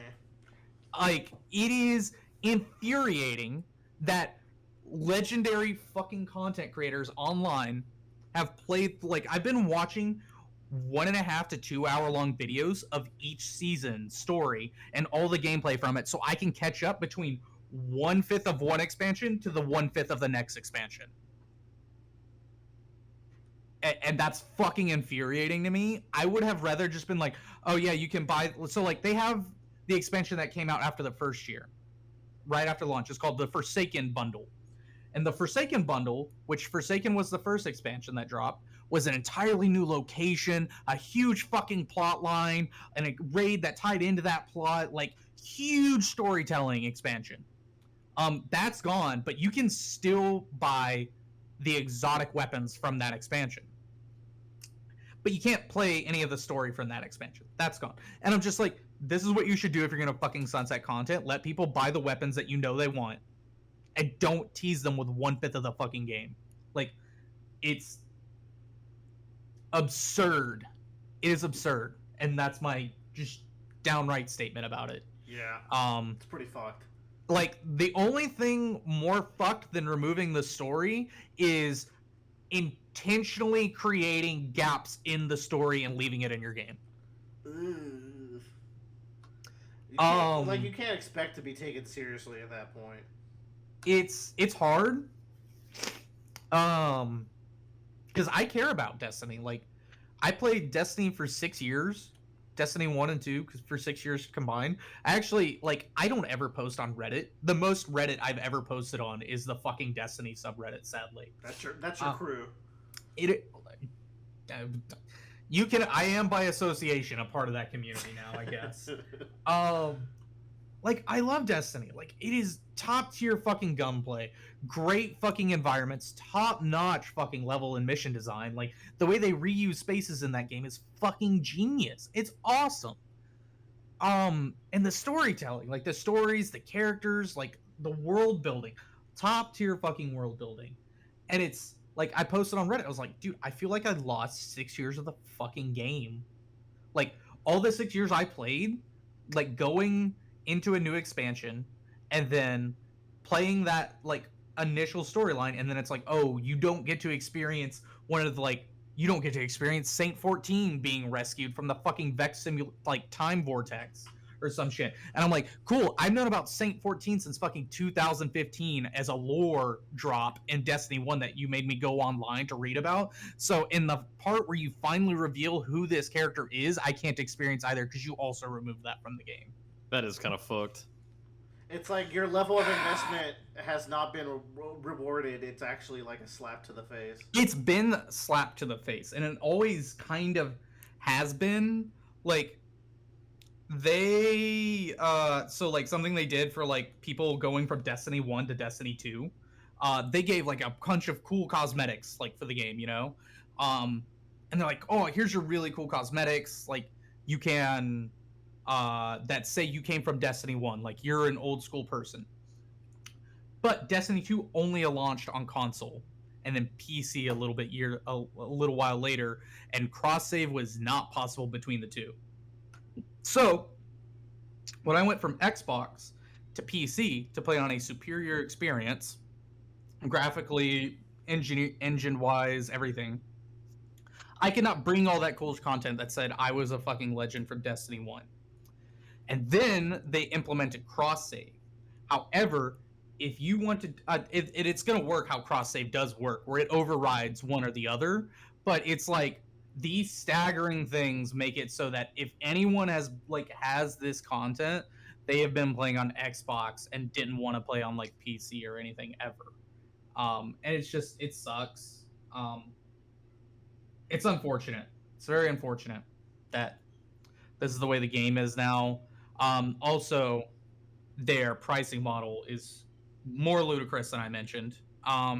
So there's in-game content, there is the raids, and then there's dungeons, which dungeons are fucking amazing. This game has the best dungeons I've ever experienced. Damn. And I played Final Fantasy XIV. Probably none of the good Final Fantasy XIV dungeons. I don't think we're allowed to talk yet. Not until you get Shadow content. But the Destiny dungeons are fucking amazing. We did one with I did one with Cirquette, and she was like, "Yeah, that was great."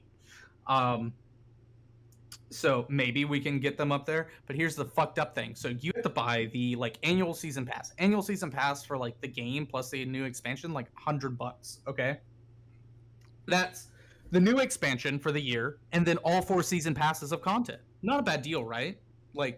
You get for $100 for the price of one expansion is probably $40 to $50. So you're re-upping that annual subscription to Destiny. And then you pay for 4 season passes, which is $20 a season pass. So it's not a bad deal price point. Which $20 a season pass is expensive. I think that's the most expensive season pass on the market right now. That's double the amount than every other normal season pass. Exactly. It is expensive as fuck. Not only that, they make it so that it's actually $22, so you have to spend $25 worth of coins to get it. So really it's a $25 season pass. Or I think it's actually $30. Whatever. But on top of all that, the dungeon is not included in the season pass. It is a separate $20 transaction to play the dungeon that comes out in that season. Probably something that made more sense when it was coming out in real time. There's probably like a several month gap between releases.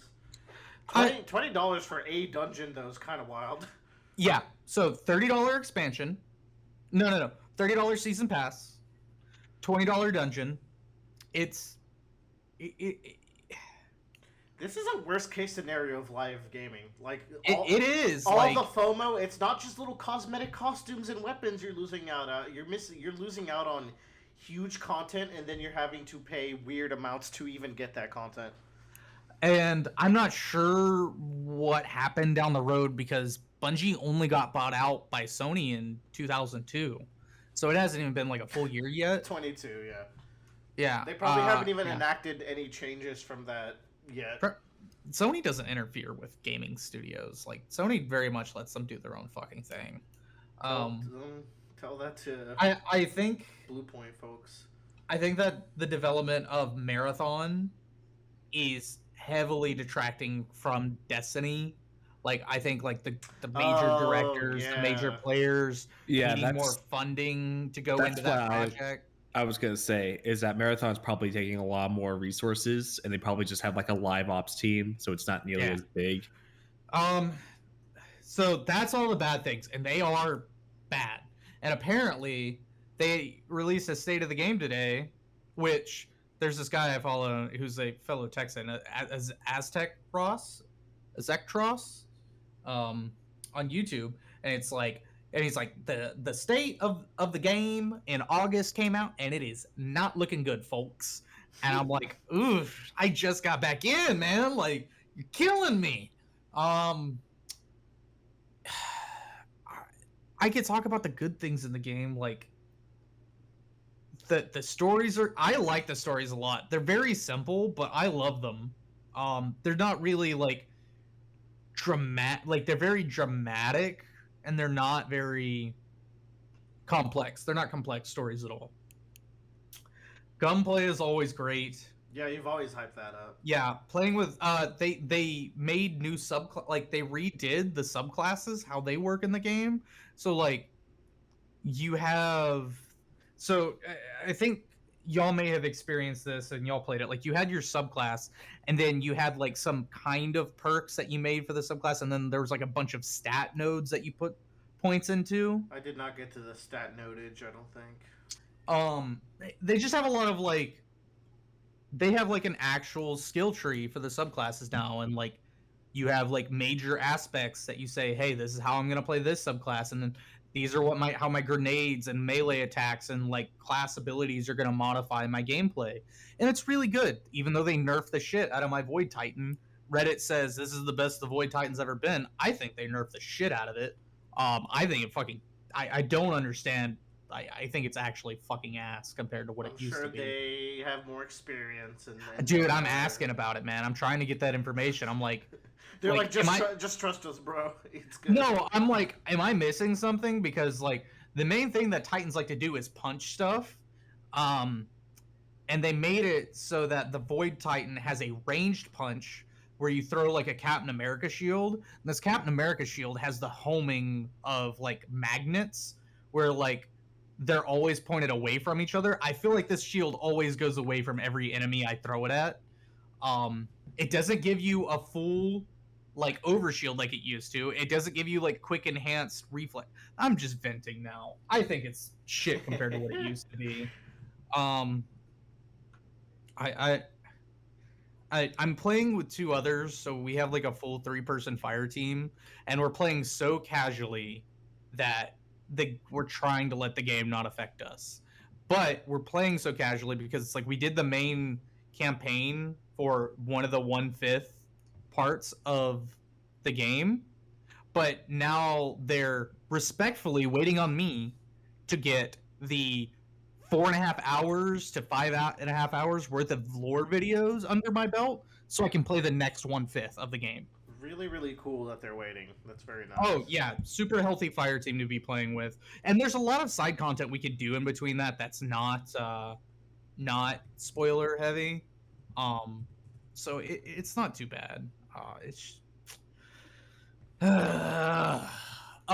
speaking of which, Joe, they have like a crafting system in the game now, where all the randomly rolled weapons and armors and stuff, you basically just build them out how you want them to now.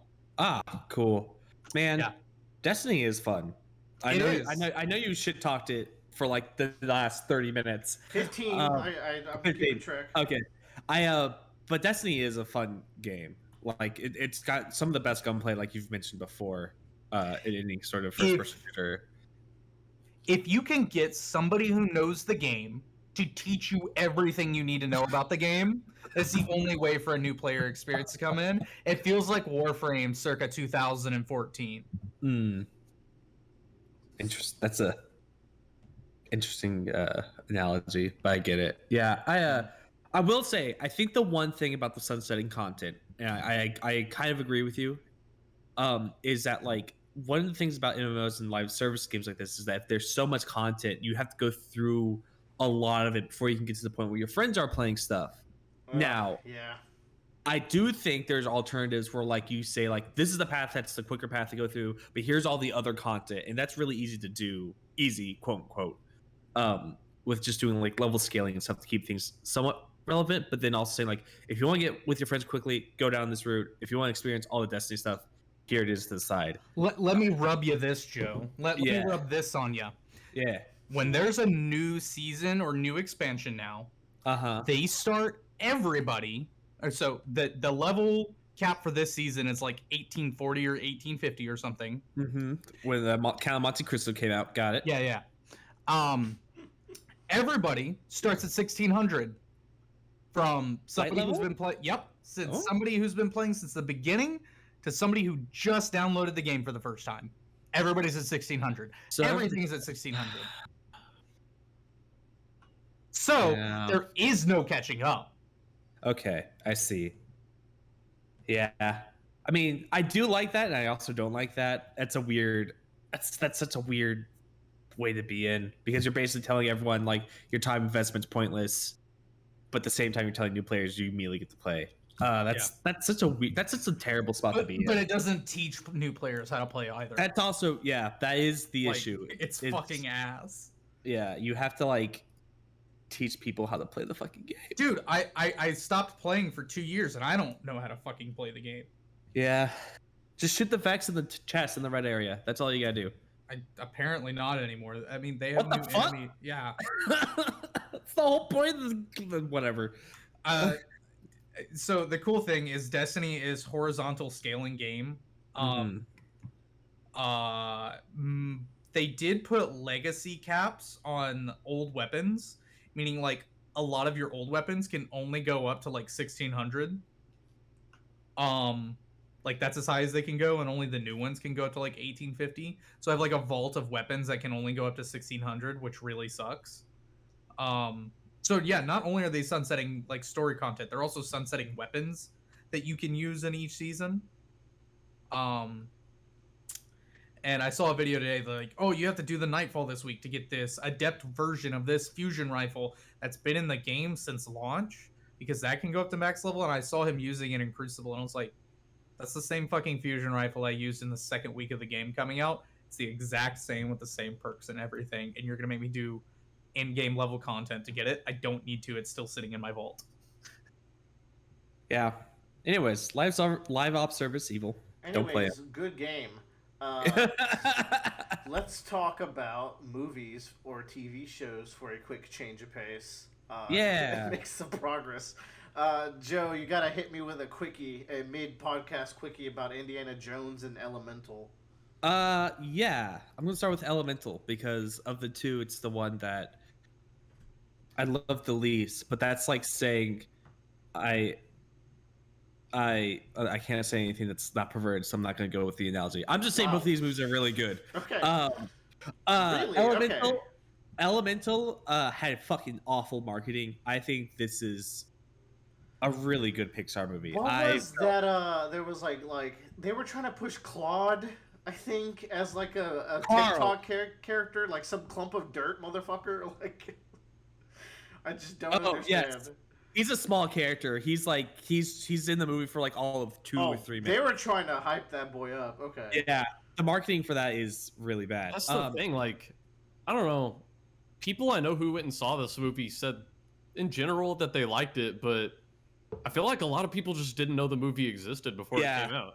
I think also partially is that I would say that like the scenes that they show were like the most unflattering scenes in the movie. I think there are some great like water physics and effects that are really pushing. I think those fluid that fluid technology and animation boundaries. I think. feel like Disney and Bradley might have some insider scoops. Like they're very into their tech, and it's like Yeah. they will write kind of screenplays around the kind of tech they want to start using. That's I think the that is. vibe I think that is very much true. I get. Yeah. I think you're right there too. Because I say that because like we got halfway through the movie, I'm like, there's a lot of gorgeous scenes in this movie, and I just decided not to show any of them in the trailers, which for good and for bad, because I was nice to be very pleasantly surprised, but also kind of like more people could have come out to the theater to come see this kind of a thing. I think it's getting like I saw that it made 400 million the other day, which is like better than I expected. I thought this would be a big flop. I don't know. Yeah. I mean, I don't know how big their budget was, but it seems like it's a little cult classic-y, a little like Yeah. So the I people think- who go like it. Yeah, I think it was really good. It's a great story about. So, I will say the one problem that you'll have in every movie is like this is a story about like two characters having a miscommunication, but the movie is very much aware of that. Like that's the problem. There's a character that literally goes the entire time. It's like you just need to talk to your dad about this, and she's refusing and like is actively being like you're being stupid and doing this kind of a thing. Like I don't like that trope when it's used badly. Like Yeah. I think it came up in Kanto, and that wasn't the best execution of it, but I've seen it also done really well. But it's definitely a movie that's about being a child of an immigrant and having to like grow up with the responsibility of like of your family and like living up to your expectations, but also like the bit of guilt you kind of feel of like wanting to go and do your own thing, because that's like one of the main like conflicts of the movie. And I think the father character, who usually you have the movie where it's like, oh, the father has to grow to like learn to like let her daughter do what she wants. I think the father of this movie is really like not circumnavigates, but like flips the table on that trope really well by the end of the movie, and it was just very much just like had a very touching moment of like it's like the dream wasn't the shop, the dream was always you kind of a moment, and I felt very touched by that. But the more important thing about this movie is that Bradley actually stars in this movie. No way. Bradley is You the didn't water tell us. character. in this movie. You're not the first person who's told me that. That's I've actually heard it more than once. I watched it with our friend Kelsey, and we were sitting there, and like the first time he shows up, we're like, haha, it's Bradley. And then halfway through the movie, we're like, oh no, it's actually Bradley. No. Like, Oh, you gotta watch this now, dude. I need to hear you seeing It's- yourself. it's so good. It just, and I think that also heightened the movie and my enjoyment of it too, because we were just laughing the entire time. Because not only is it Bradley in like the sense of like his emotional thing, but it's also like weirdly the relationship between these two characters remind me a little bit of like Emmy and Bradley. That's so in cool. terms. Oh, dude. So Bradley, you gotta I- watch this. I know, Bradley, I highly recommend y'all watch it. You might cry, but like that's basically a guarantee always. I mean, yeah, I do that for every movie. Yeah. But no, I think like if you had any reservations about Elemental, I think you should throw them out the window. It was very good. I really, All really right, enjoyed they're it. out the window. Now tell me about Indiana Jones and how he jumped out a window, probably in a chase You know, sequence. I love this fucking movie. I was so like, I saw this movie 10 a.m. on my day off on a Friday by myself. I literally was the only person in the movie theater. And this movie like hard. based. Yeah, this movie hard flopped. Which is like it was. He has a 55 on Rotten Tomatoes. Okay. Yeah, but I love this movie as like a serious Indiana Jones fan. Like it was so good. I think like it. I would say the roughest part of this movie is the opening sequence, which is 30 minutes long, and they do like CGI Harrison Ford. And the face looks good and everything. The problem being is that they had 80-year-old Harrison Ford read his lines, so you have 80-year-old Harrison Ford's voice Yeah. coming out of a 30, 40-year-old man.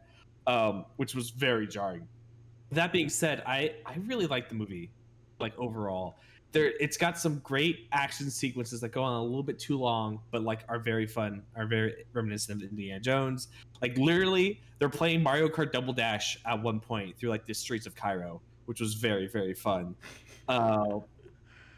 It's just kind of silly goofball stuff. The MacGuffin in question, I thought was done very very well. It doesn't like and compared to Crystal Skull, like I wasn't having any kind of like eye rolling moments. Like I was genuinely enjoying myself the entire ride. That's like 2.5 hours long. It's a very long movie. Damn. Yeah, it's a one and only Indiana Jones movie not directed by Steven Spielberg, and I think oh god, I forgot who directed this movie. But like he did a great job at Destiny. Who directed this? James Mangold directed this movie. I think he did a great job. But this movie is so like anti like conservative Republican alt-right. It's very funny. Considering that like you got boomer Indiana Jones running around doing stuff. Like Indy says I hate Nazis, I think no less than like 20 times in the film. It's gotta get the point across. The villains aren't Nazis, they're neo-Nazis, like wannabe Nazis. And they but not neo, because neo-Nazis is a different group that exists, but not actual. Okay. Yeah. Sorry, they're it's set in the 60s, but it's people who idolize Nazis, and like one of the main bad guys is a guy who has blue eyes and dyes his hair blonde. And the first time you're introduced to him, he's like learning German from like a little German pocketbook kind of a thing. Like he's like a wannabe, you know. I just think that's so funny. But no, it was really really good. I don't want to go into it too much, but the ending of this movie was fucking wild. I hear is it the premise that there is a certain plot mechanic in this movie, or is that supposed to be a twist? Time travel. Yeah, is time travel the premise, or is that a twist?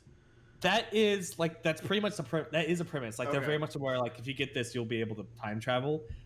What happens at the end was not where I thought this whole movie was going at all. It's so wild. Indy says a line, and everyone in the theater, which was just me. No way. I can't believe you just said that. Go take a lap. Head ass. but like when you're in the theater, you people in the theater and the characters all kind of realize at the same time, like, oh shit, we're not going to this location, we're going to this location instead. And so you have a very very fun climax of this whole movie that I don't want to spoil because it's so wild. But I'll never watch this. I want to know. Fine. You can tell me later. Whatever. I'll spoil it right now. If you don't want to spoil it for Indiana Jones and Dial of Destiny, they time travel back in time, and so the main Matt Mikkelsen, his main his big scheme is that he's going to travel back in time and kill Hitler and take his place because he thinks Hitler's the reason why they lost the war. The problem being is that the guy who made this time travel device, Archimedes, didn't know about continental drift, so he didn't actually know how to make a time travel device. He makes a time travel device, but not a space device. Yeah. Correct. So they time travel back in time, not to like Nazi Germany, but to ancient Rome in the middle of a Roman battlefield. And the movie ends with Nazis shooting Romans. Like... Now hold on. If he didn't account for continental drift, how did he account for the moving of the galaxy through the universe? I don't know. You know man. what? Anyways. But like, and I got to the end. I was like, wow. You know what? I love it. It was just so stupid and bizarre and great. I get a feeling most reviewers and audience members did not love that. Yeah, just based it's true. on the reviews. if you go on the Indiana Jones subreddit, a lot of people are like, "No, Dial of Destiny's great." They're just all fucking haters, which I do Okay. like. Except they're a very wholesome subreddit because they have. I mean, they very don't few- have much going on, so they gotta Yeah. cling to what they have. I will say, Indiana Jones, not a single movie actually makes me upset compared to Star Wars. Really, so not even the Alien one. No, I think Kingdom of the Crystal Skull is 2/3 a really good movie and 1/3 a slog. We can live It with just that. yeah, the 1/3 is just in the middle of the movie, so you kind of go like, oh god, what the fuck is going on? So you just kind of go into a bad mood into the closing of it. All right. But yeah, no, I really like both of them. I highly recommend both of them. So yeah. I'm gonna move us on. Tyler, do you still have any opinions on Barry season 2? But you would have to give them Season 4. Season 4 rather. He wrote 2. No, he wrote Oh. 4. Okay, I wrote 2. I finished Barry. Did you Yeah. like it? Wow. Good season? It is a good season, yes. It is very good. And kind of a fever trip. And shit happens, I'm not gonna spoil it for anybody. No, I'm going to watch it eventually. I can't say anything other than just No, okay. wow. Like Bill Hader, man. Good directorial debut. Was that his directorial debut? I think he directed. Yeah, I mean, No, he directed episodes in season 3. I know for sure. I know, Yeah. but like it's a show. Like Yeah. it was just. I think ultimately, if you're expecting Barry to be a comedy, don't.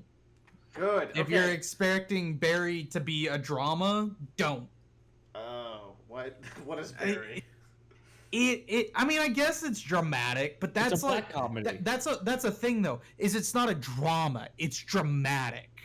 No, yeah, no. I've given up on believing the show has any like narrative through line or like logic. Shit just kind of happens and you roll with it, and that's how I No, enjoy no, Barry. it does kind of have a through line, but it's not positive in any way. That's like the tone, and like I appreciate. Like I think the plotting in Barry is kind of weak as fuck, but I don't like how we get from A to B to C a lot of the time, but I still enjoy it. So I think a good bit of the show is and thinking about Asteroid City, you know, like is something that we're going to talk about today. Oh, we skipped. That was supposed to be earlier. You can talk about in Barry, they're all stage performers or want to be like they're stage performers that they're learning, but they want to be actors, you know. But the show feels very much as insane as like the plot points in like a theater play or something, you know. Like it's not something you would expect out of a movie. It's something drastic you would expect out of like, I like putting a it stage that way. show. Yeah. And just nothing. One character is redeemed. It's And it gonna is- be NoHo Hank. It is not who you will expect, and it's still not good. Yikes.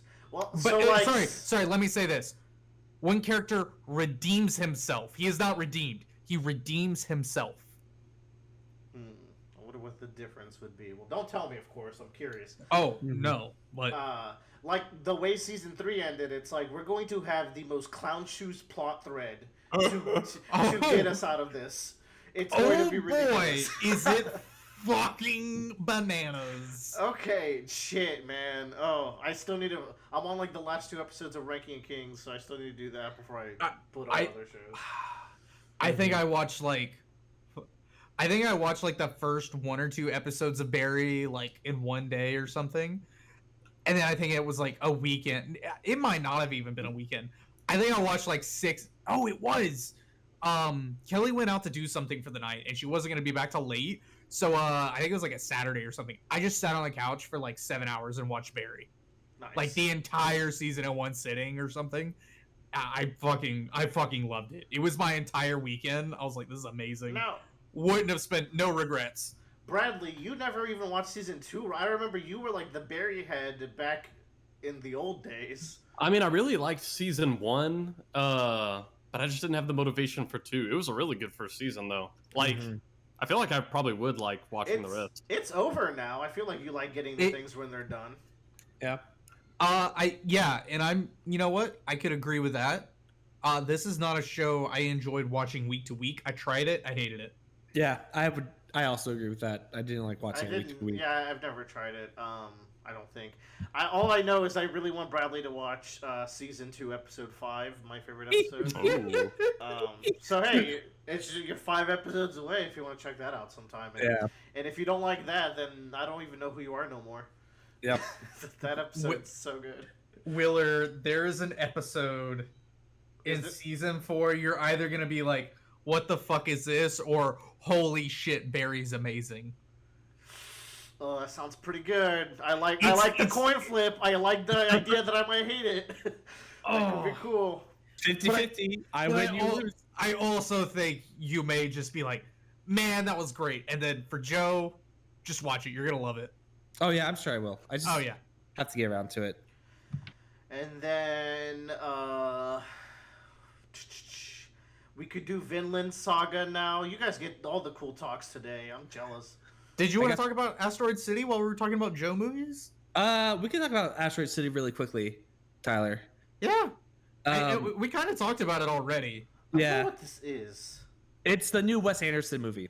Oh shit, that came out. Okay. Yeah. I will reiterate what I think I told you, Tyler, is that I think the movie is shot brilliantly. I like that he doesn't miss in his like always. Yeah, always.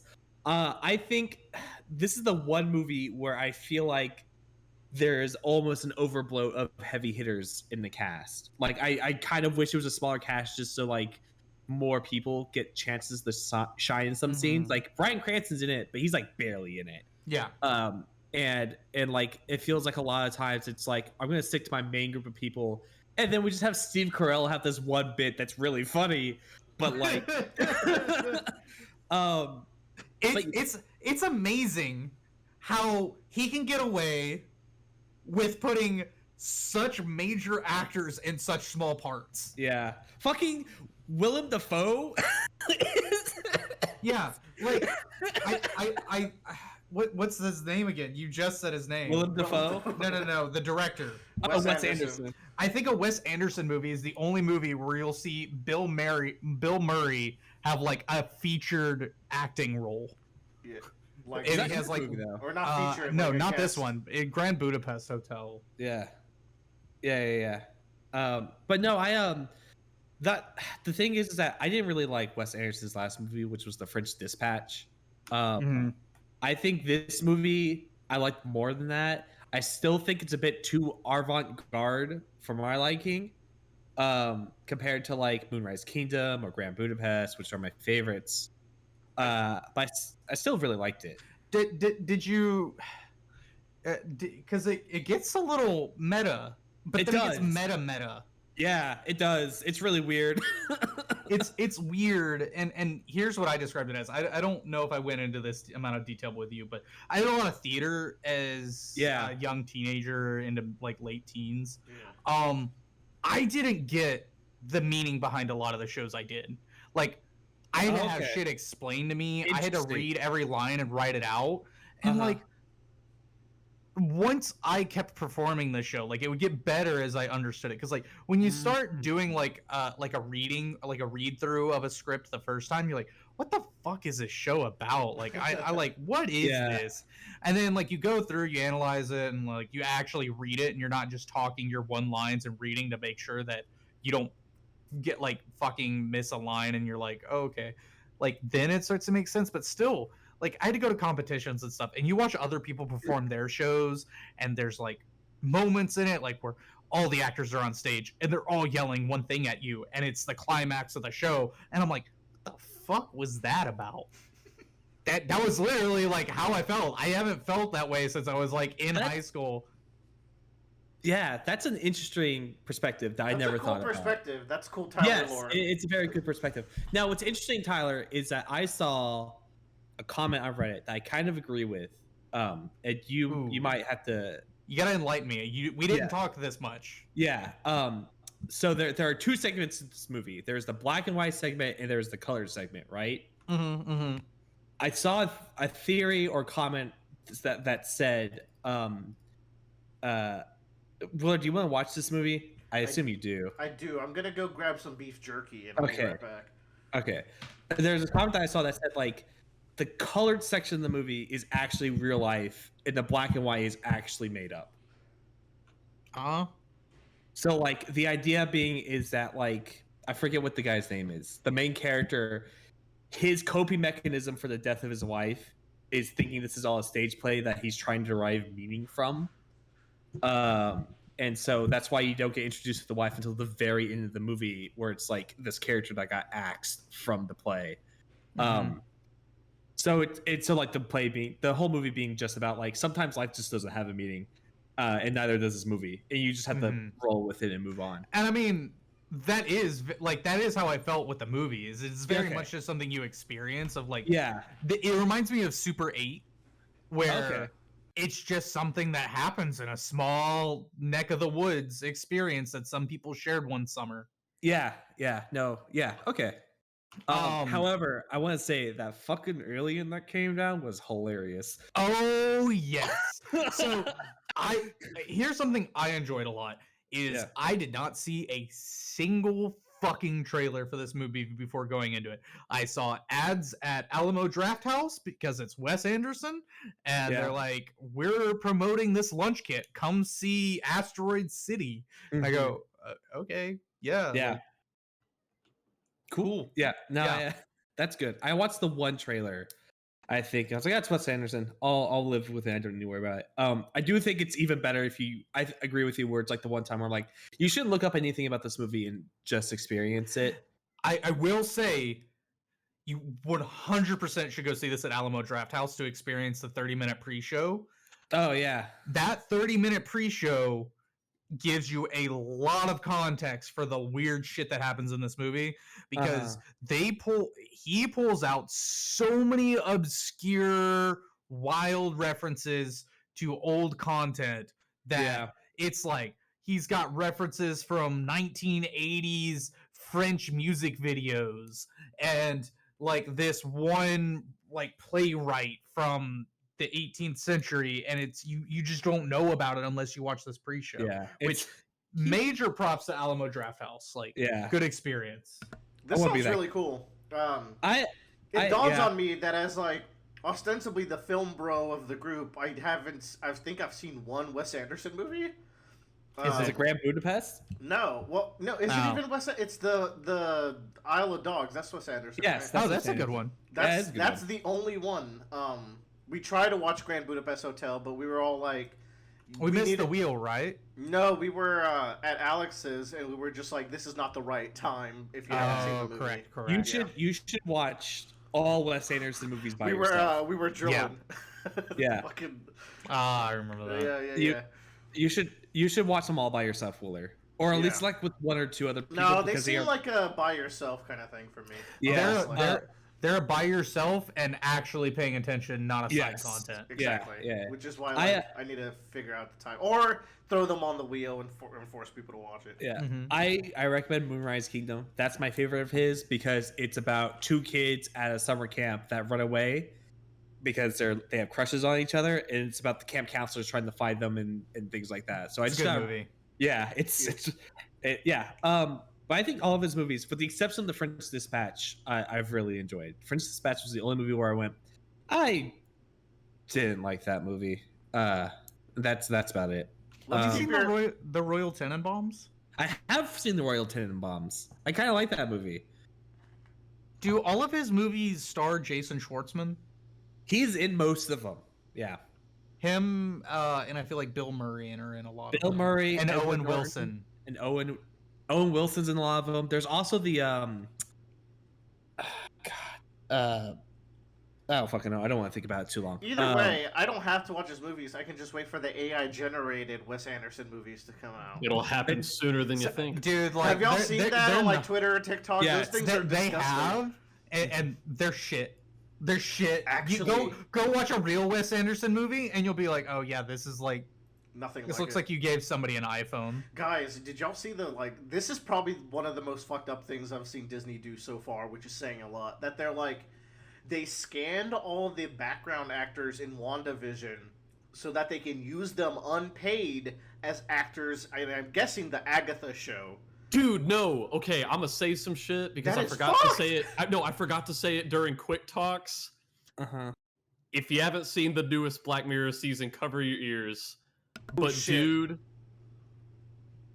I watched the newest season of Black Mirror, So- and then less than a month later, it happened. Like one of the fucking episodes happened. In real life. Okay. So I haven't seen it yet as well. I will talk about it when we watch it. But that's exciting.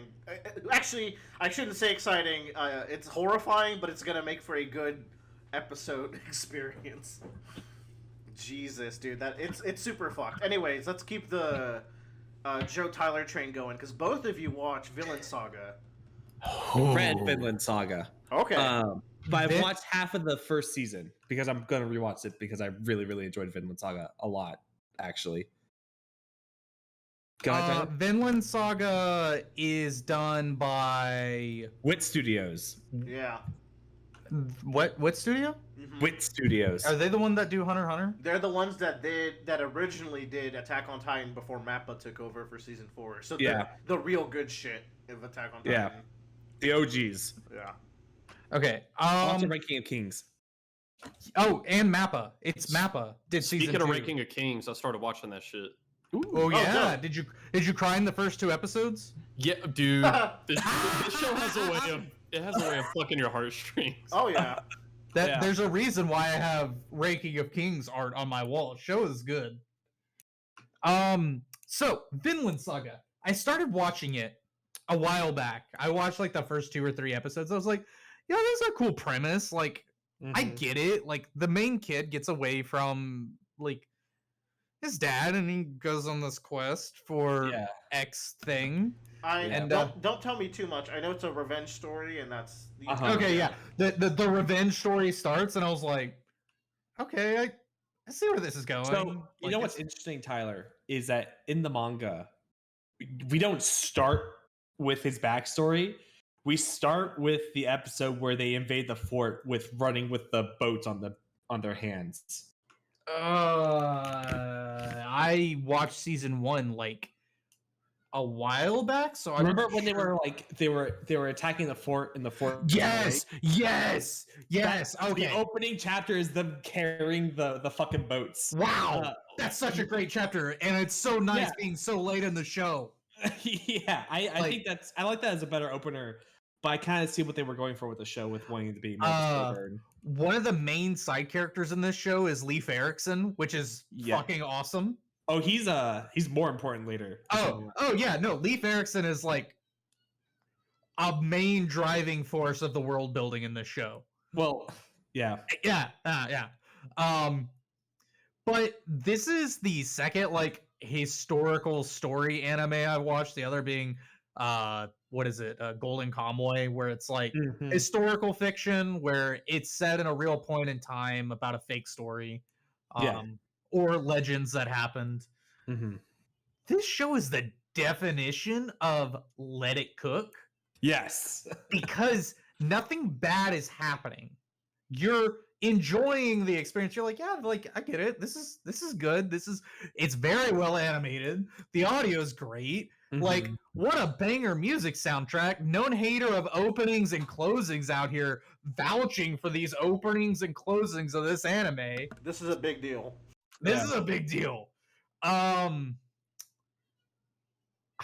Like, it's weird. I'm torn where I want more of this show and I'm in no rush to watch it at the same time. One thing I think is really great about this the story in general, Willer, is that like they have so far there are 2 very defined arcs, and if the story just stopped at the end of those arcs, it would be a satisfactory ending for the whole story. I think.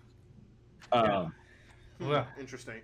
Like, this seems like a show or manga for me, but 100%. But both of you are enjoying it, which means like, it's like extra for me probably. Like, it's even better than I'm gonna expect. The one caveat I will say is It's set during 1014. 9th century. Yeah. Yikes. And so it is heavy medieval, and there is zero fantasy element in the entire series. Yeah. It's just, eh. I mean, there is some crazy shit happening, but people aren't shooting fireballs or focusing chakras and stuff. I do like my chakras, but I will live if there's good storytelling. Oh, I man, guess. There's only one power up that happens in the show, and it's a guy eating wild Drugs. mushrooms Yeah. to hallucinate himself in wartime combat. Man, the climax of that fucking oh god, it's I just think overall, Willard, this is 100% for you. Bradley, I also think this is 100% for you. I was gonna say, I bet this gives Berserk vibes in some, It's- like in the maturity and slow I storytelling. would say like this is a tier below Berserk in terms of like maturity. Like it's Oh, there's so- not Yeah, there's not sexual assault every 2 chapters. every 2 chapters, Maybe every but- 5. You know? Yeah, but it does happen, and but I think the big difference between this and Berserk is that I feel like reading Berserk, it's like there's a happy like conclusion or a very positive message to the story, whereas in Vinland Saga, I don't know, like it could I get do. very dark. I do know. Oh, you do know? I mean, I know. I think season 2 ends farther than what you've read. I have read to the part where, Did you read past farm? yes, I have read. I am past farm. I'm on the next. Did arc. you both enjoy Okay, farm content? I've heard something about farm content, and it Farm was content. mixed. I love farm content. So- Farm content's so good. Here's the thing, Joe. Here's the Yeah. question I have. Yeah. With the way that the anime is made so far after the manga, Mm-hmm. do you think that the anime does a better portrayal of the way the story, of like providing better context for the story by switching things around? Yeah. Me personally, no. The reason being is because there's a character that gets introduced in chapter 1, Askeladd. And you go a few chapters and you kind of like learn about him, and then you get introduced how he is introduced to the main character. And I think that creates a framing device that I enjoy more than what was shown in the show. Because I was just thinking, like, which one would I do, the manga or the anime? I think for me, like the way that the author has done it, I really like it because it's very intentional. It's like, here's why I'm going to give out this information because I want you to feel these certain ways about these characters. But I understand why the anime has the way things are presented in the show, because it makes things, because the show is such a slow burn. You need to keep the pace going. They and do it so that like people don't give up on season 1 right off the Correct. bat. I liked not knowing who Askeladd was in the first episode. Yeah. So I really liked the introduction of his character, and then we're stuck with that bad taste in our mouth. yeah. Versus seeing him in a positive light. Ooh, in that the sounds first kind of chapter. peak. I But- kind of like that. But I like the way the opposite, where it's like you get this nice sweet sense, but then it gets soured. But it is sour. He is sour the entire time. Right, but like I don't know, man. Sometimes I just like getting the shit getting kicked out from underneath me. I think that's very fun. Okay. Like it's, but either way, but that's like a very small segment of the story. Like that's probably a difference between like 10 or 15 chapters or something like that. And then it's just that's like 2 episodes, dog. Manga need to be faster. no, I might be wrong. I'm trying to think because it's It's also a monthly manga, so if 15 chapters is 2 episodes, that is a wild discrepancy. Yeah, no, that's not 2 chapters because like the chapter that Askeladd gets like, so basically episodes 2 and 3 are 2 chapters basically. Oh, I think, I or want to chapter, get into this. Willard, I think you would really enjoy it. Yeah. That being said, I think the action No, Joe, you were right. The first two episodes are about 17 chapters. yeah, that's what I thought. Wow. Okay. Yeah. That's crazy. Shit's a slow burn, but a very good one. But I think the characters are done really well. I think Thorfinn is one of the most interesting characters, especially after the farm arc. Riddle you this. Yes. Thorfinn he is not the main character of the show until the end of the second season. Don't You're tell 100% You guys, right. okay, you guys are taking it too far. We're gonna move on. Yeah. No, but, I'm, like, too, that's- I'm too intrigued to be hearing these things. but no, I think it's really good. Also, the king is also an interesting character, and I'm always excited whenever I'm worried that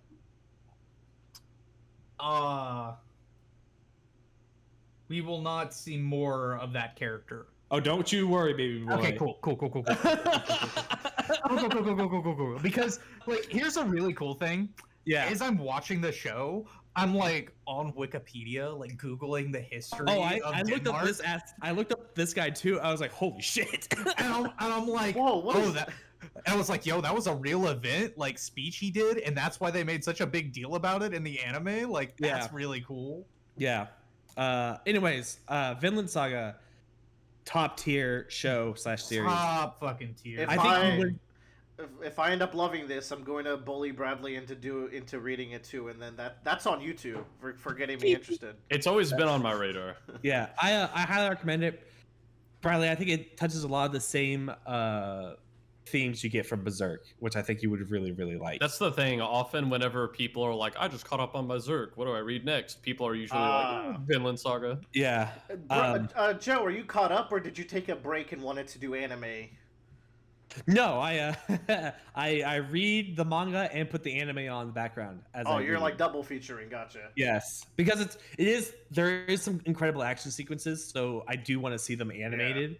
But with the manga, I can keep going after the content, which I'm very happy to, because I got to the end of the farm saga. I was like, both like Studio Wit and Mappa just do a great adaptation of the series That's as well. so weird that they both worked on this and Attack on Titan. That's very bizarre. it's so weird. I'm going to give y'all 5 minutes to tell me about the teenage cracker Ruby Gilman.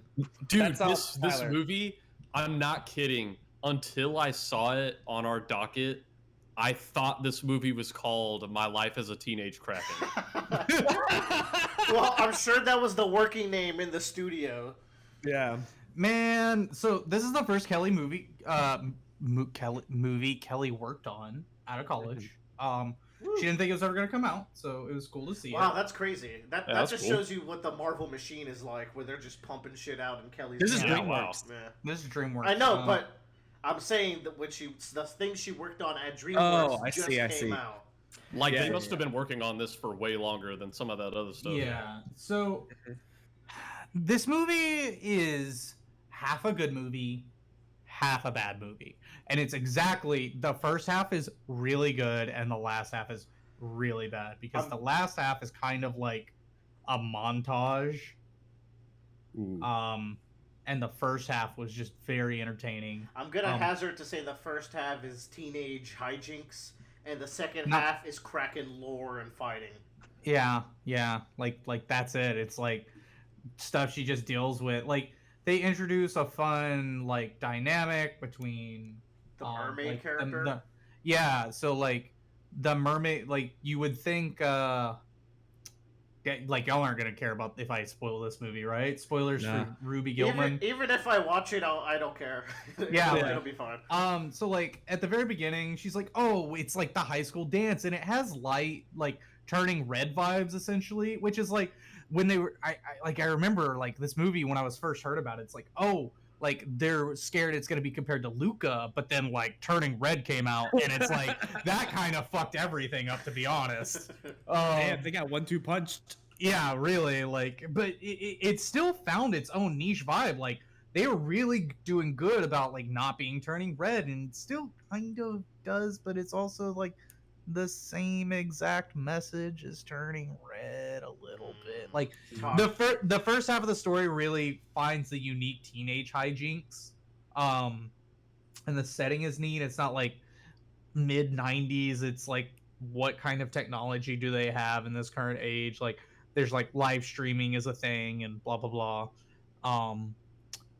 And yeah, they meet the mermaid character, and you think like, oh yeah, the mermaids are bad, like she's gonna be an evil villain, and or like the daughter of like the princess of the mermaid wars.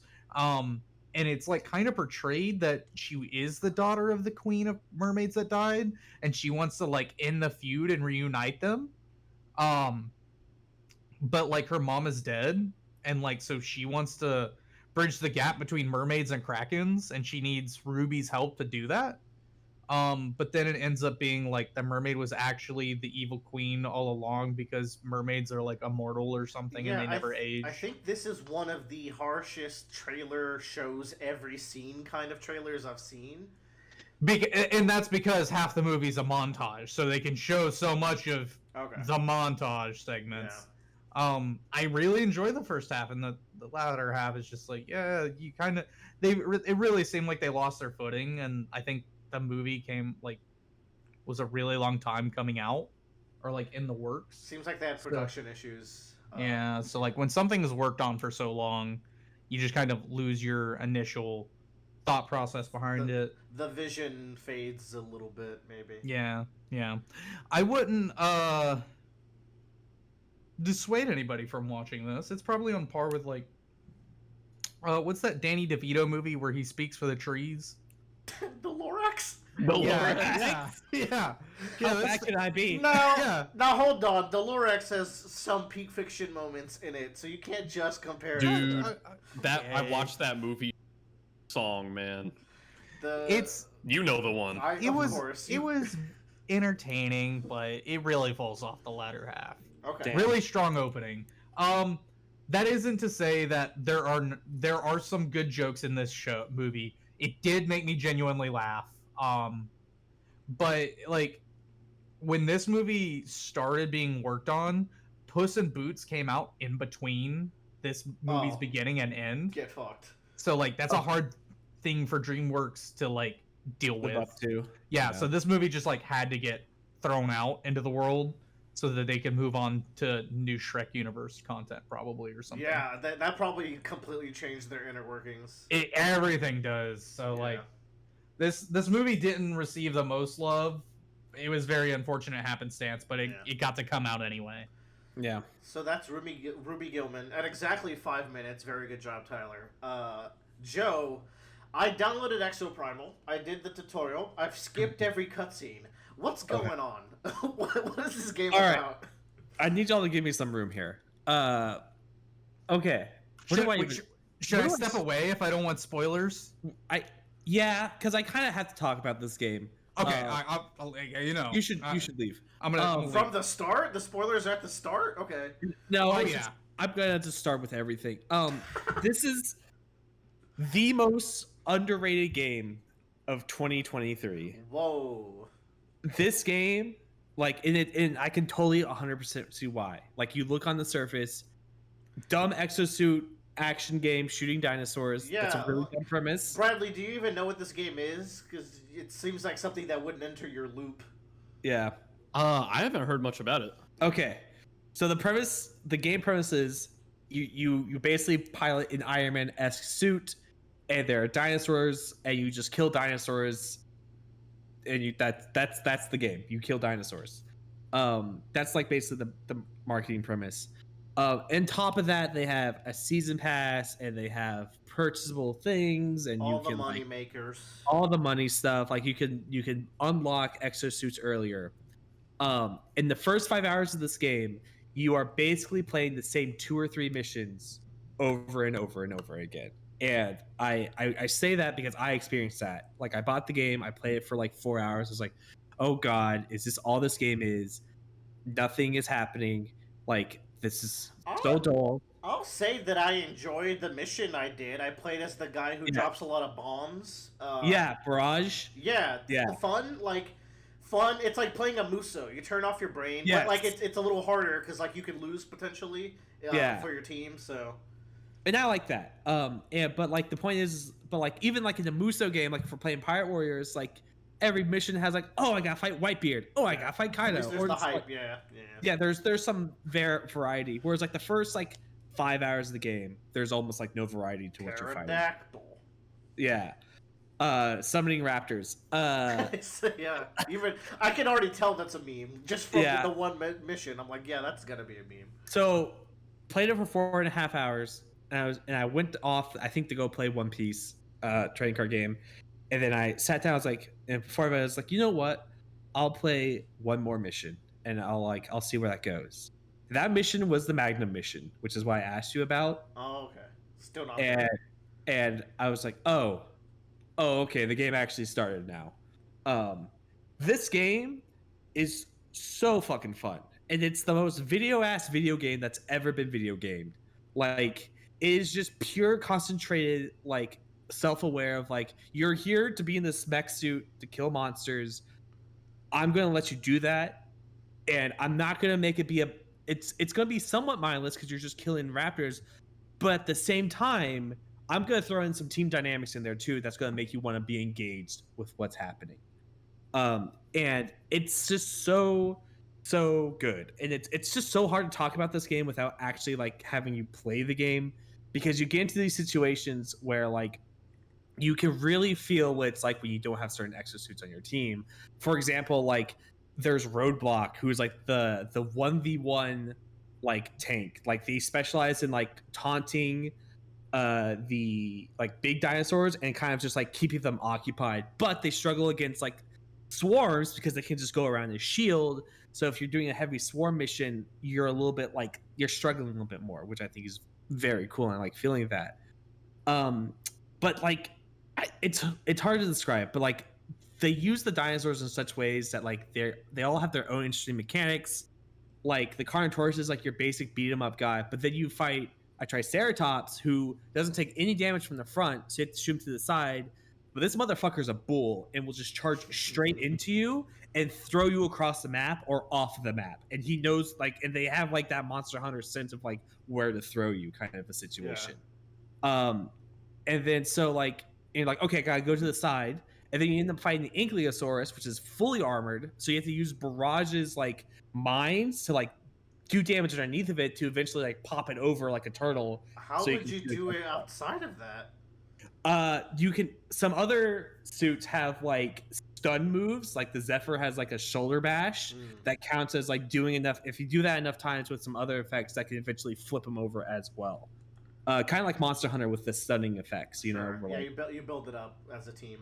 Yeah, so like the game is so fun, and to cap it all off, like the big thing that really made people stink is that like it's not just a PvE game; it's a PvPvE game where like the finale ends and you showing down against like another team. And there are two different. I was really confused. I think I did that. Yeah. And the game was not clear when we were fighting because there were still dinosaurs involved. So all of a sudden, I got shot by like a guy's shoulder laser because I was on top of this payload just shooting dinosaurs. And I was doing that for like several minutes without running into any enemies.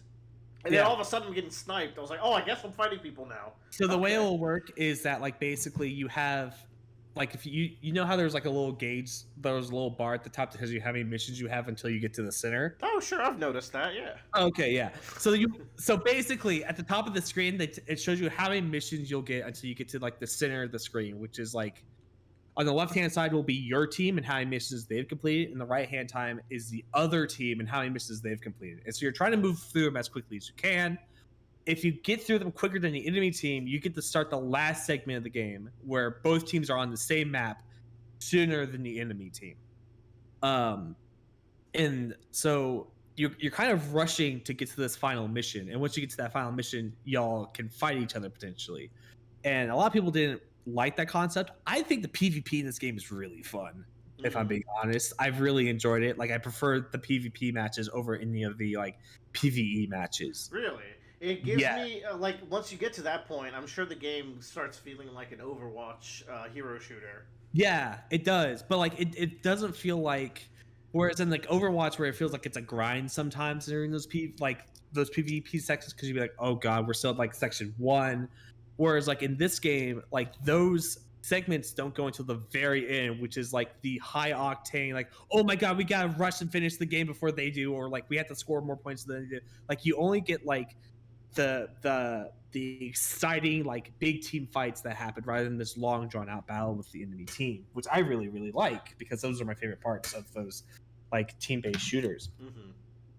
And so it's just such a crazy game, and so you do that for a lot longer, and then eventually here's like the big spoiler moments, Willer. Okay. The game will randomly decide like, oh, you know what, y'all aren't gonna fight each other. You're gonna do a 10-man raid instead. Okay. Where it's just like that's kind of fun. 10 where, like you're all 10 on like the same spot. You're not like in your alternate dimensions. Yeah, you're all on the same map doing the same thing, and these are like, okay, you're gonna fight basically like Xenojiva bosses Ooh. style, or like with those kinds of mechanics, and you're gonna have to like do it with 10 people. You get 30 respawns, so if your whole team dies 30 times, you lose the game. And you can earn a lot of XP for them. And these bosses, they're very few and far between, but man, they're some of the best like moments of gaming I've had this year. Nice. The final boss of this game is batshit insane. Is Leviathan a bad guy like from the start, or is that like supposed to be a twist later? I don't know. Like just the way he talks to you, I'm like, this guy's not good, right? Like, no, he is a bad guy. Okay. He's like bringing you into these worlds to fight against your will. Yes. Okay. I don't know the premise. I literally, from the first cutscene, I was like, I don't have time. If I'm gonna squeeze this in, I have to get to the gameplay now. I did the exact same thing, so don't worry. Okay. I went back because I got to a point where someone said something and went like, what the fuck is happening in this game? And I went back and you care. See, your weakness was that you cared. I think I can go. I can just. You can go, but so the premise of the game is 3 years ago in 2040 on Bikatoa Island, where you do all your like missions. This thing called the Stratovator, which was this big space elevator, exploded, and then it just started raining dinosaurs on the island, and then Leviathan closed off the island and told everyone to get out. So it's like an AI. He's like an AI. Yeah, he's defense. an AI that was being used for things. 3 years later, Ibius, that used to own Bikatoa Island, has created these exosuits that are now being used to kill these dinosaurs, are now showing up all over the world randomly, seemingly, in these big weird weather pattern forecasts. Your team gets sent on like a routine flyover of the island just to make sure nothing's crazy going on. The tutorial mission. Yeah, and you get shot down, and he teleports you, and he's like, all right, you're part of my war games now. You're just kind of fucking stuck here. So Leviathan, who closed off the island to contain it, is now bringing people into the island to do war games for some reason? Yes, I can tell you what that reason is, if you care. Is that an early? Yeah, whatever, fuck it. Okay. All right. Big spoilers on Exoprimal. So Ibius, Ibius, the big evil company, was trying to find... Oh my god, this fucking story. Was trying to find an alternative fuel source and just like other scientific research stuff. Petroleum. It's all dinosaurs. Yeah.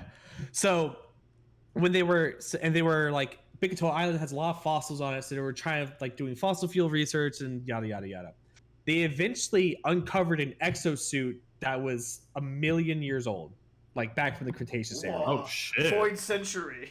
Yeah, and they're like, holy fuck! And they look it up and they figure out, and they like reverse engineer it, and they figure out how to use its like time travel mechanics. And so they use time travel to go to see where like it time traveled to, which was to like the Cretaceous period, and immediately dinosaurs start spilling out and they kill the dinosaurs. What they fucking found out was that if dinosaurs time travel, their blood goes through a chemical reaction that makes it an incredibly efficient fuel resource. Where you get 300 miles per gallon in a normal sedan. Yeah, baby, capitalism. Let's go. Kill those dinos. So they're like, oh shit! If we can figure out how to make this like replicated and controlled, we will have infinite fuel and solve the fuel. So evil company says, let's flood the world with dinos so we can harvest their corpses. Not yet. Okay, so we're getting there. So they can't, but you're somewhat right. They're like, okay, we can't control it yet, but we need to kill the dinosaurs. Let's use this suit as a prototype and just make like a bunch of soldiers that will go and kill our dinosaurs for us if we can harvest it later. If we can do it on this island, basically. And that's what the war games are? So they made a stratosphere for I actually don't know why they made this fucking space elevator. I'm gonna be real honest. Oh, they make the space I know why they make the space elevator. They make the space elevator because they need to send the fuel to space to refine it into something to like refine fuel. Sure, dude. For whatever reason. I don't Sure, dude. don't question my logic or the games. But they're like, we're really lazy and we kind of don't want to do just research on the exoprimal suits. We'll make an AI do it, and the AI can make the best exoprimal suit. So the AI is going through these programs and it's like trying to figure out how to like makes the best exoprimal suit, and then decides like, oh, I need to have multiple trials of this happening. I'll make a bunch of exosuits and have them do it, but they were being too safe. So it's like, okay, I'll just blow up the elevator and then just start forcibly making it rain dinosaurs everywhere, and then kidnap people that I want to be participating in these dinosaur games from different dimensions to do research on so I can make the best exosuit. And the point of making the exosuit is to... Because he is so that he could... Just because that's what he was programmed to do, basically. And why did they want the best exosuit again? Because it's badass. Yeah. But they want to harvest the dinosaurs as quickly as possible, and their plan was to basically make it rain dinosaurs across the world, and then use the exosuits as like, A, look at us, we're defending you from these random dinosaurs, and B, look at us, we created this fuel source. Just rain them into like a laser pit from Resident Evil so they get cubed up as they fall in. But Willer... But that's less fun, isn't it? The environmentalists will say you're doing unethical things to these dinosaurs and won't let you do it. So we're gonna mech fight the dinosaurs? That's ethical? I mean, if we can't get blamed for it, yeah, if they're just random weather forecasts, basically. Wink. Okay. Wow, all of that to beat the fucking libs? Yeah. All right. Anyways, the final... Do you want me to tell you what the final boss of this game is? I don't. Okay.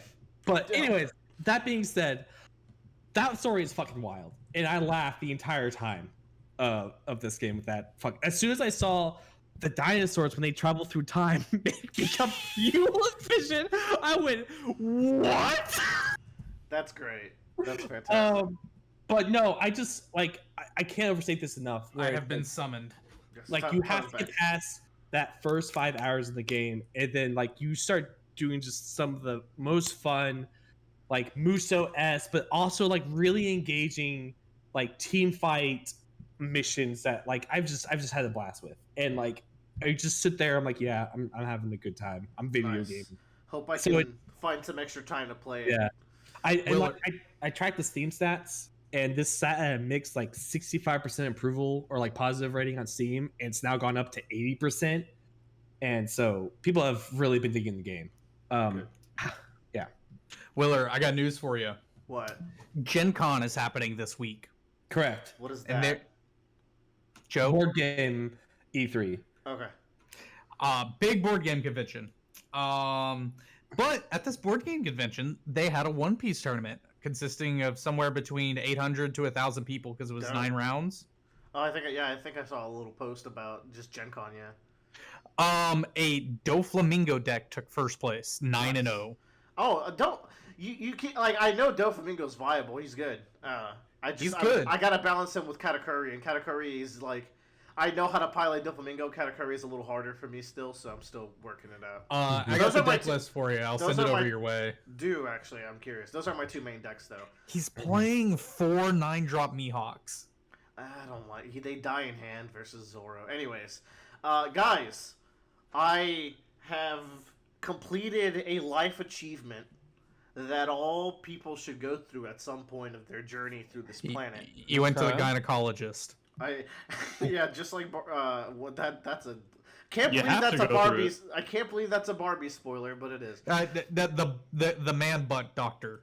I finished all of the big 3 manga by finishing Bleach last week. That is an achievement. That is an achievement.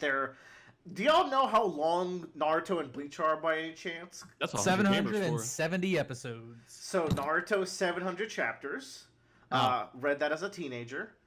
Bleach is 650 or 500. Bleach is 686.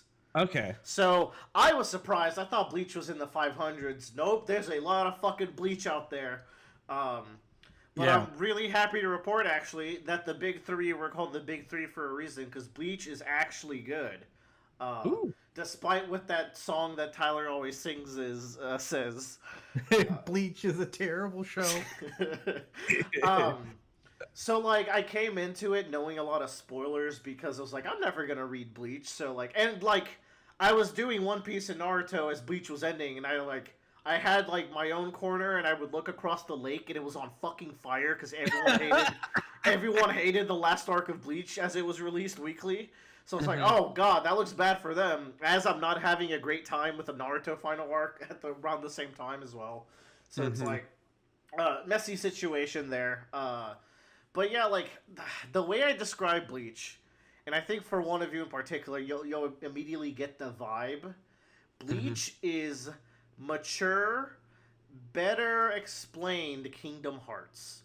That sounds cool. I see what you mean. It is a super vibey, like, emotions and growing up and maturity. Like, it's very thematic, very vibey. But sometimes shit will just happen. And it's like, but Kubo will go out of his way to explain it. It's like, this happens because blah, blah, blah, blah, blah. But it's like, I left, like, there's a moment in one of my favorite arcs where Ichigo's dad leaves with, like, a contraption that under a very extreme circumstance will allow them to train for 3 months in the course of an hour. And it's like, there is 0% chance you would have known to leave carrying your time wall spray that day. There's an explanation for it, but it's very convenient. And so, like, they'll explain some stuff. Other stuff you have to kind of pick up through, like, very, like, long-term foreshadowing. There is clearly a lot of planning going on in Bleach.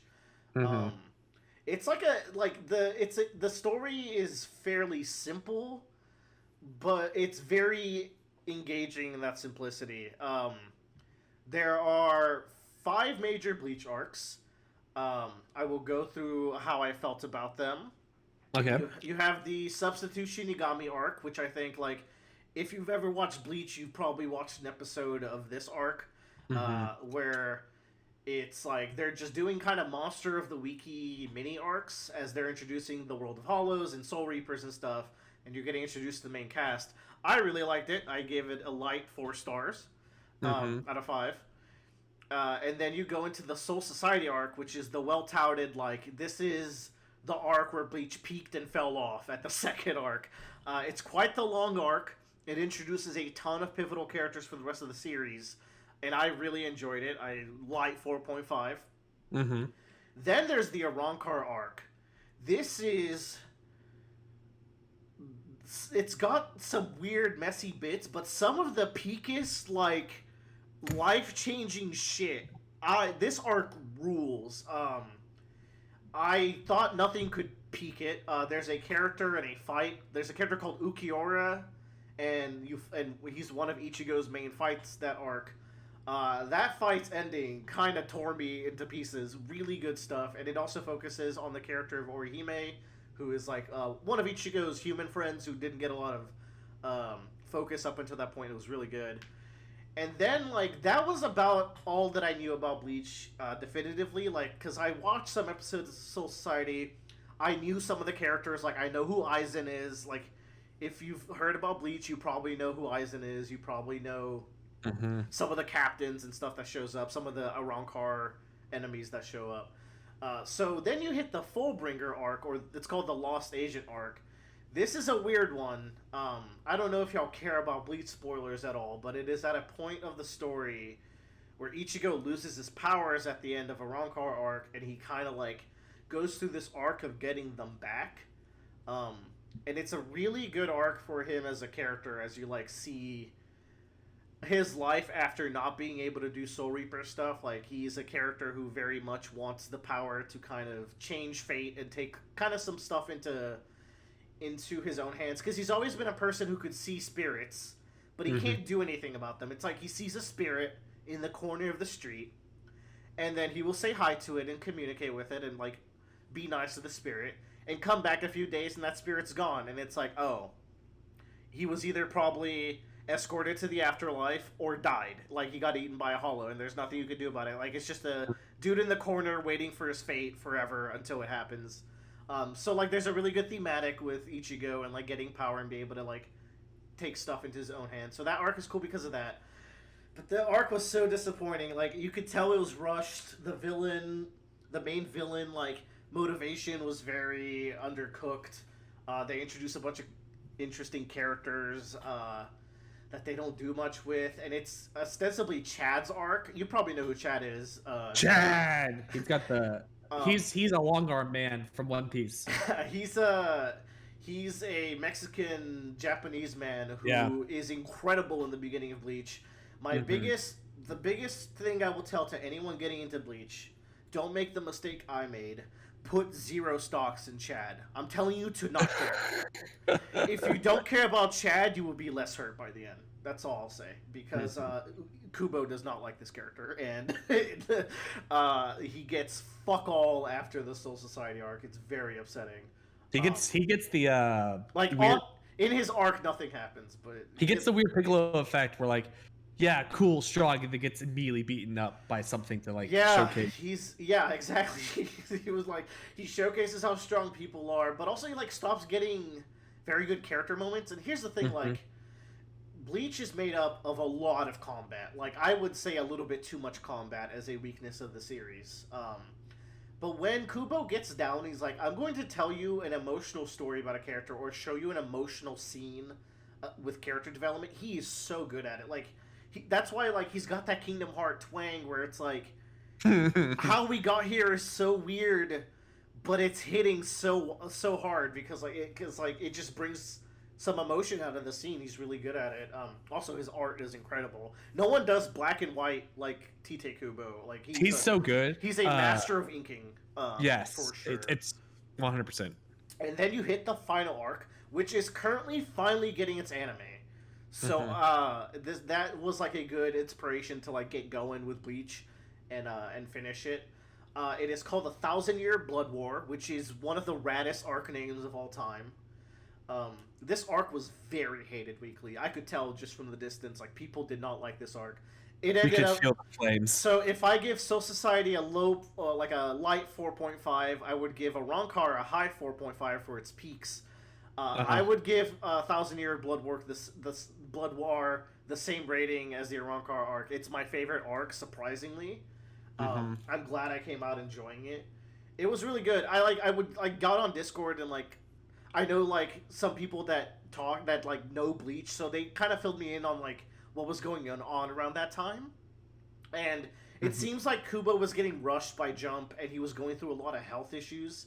To where, like, the one weakness of the 1,000-Year Blood War arc is that, like, he has to wrap up those last few chapters quick, and you can tell. Because, like, some of the most interesting story bits kind of have to be blown past it. Which is why the anime is so interesting, because Tite Kubo is working heavily on the anime. He's basically redoing the arc in the way that is most optimal to him. He's trimming out some of the humor that he thinks isn't necessary anymore. He's adding scenes that he thinks are fleshing stuff out.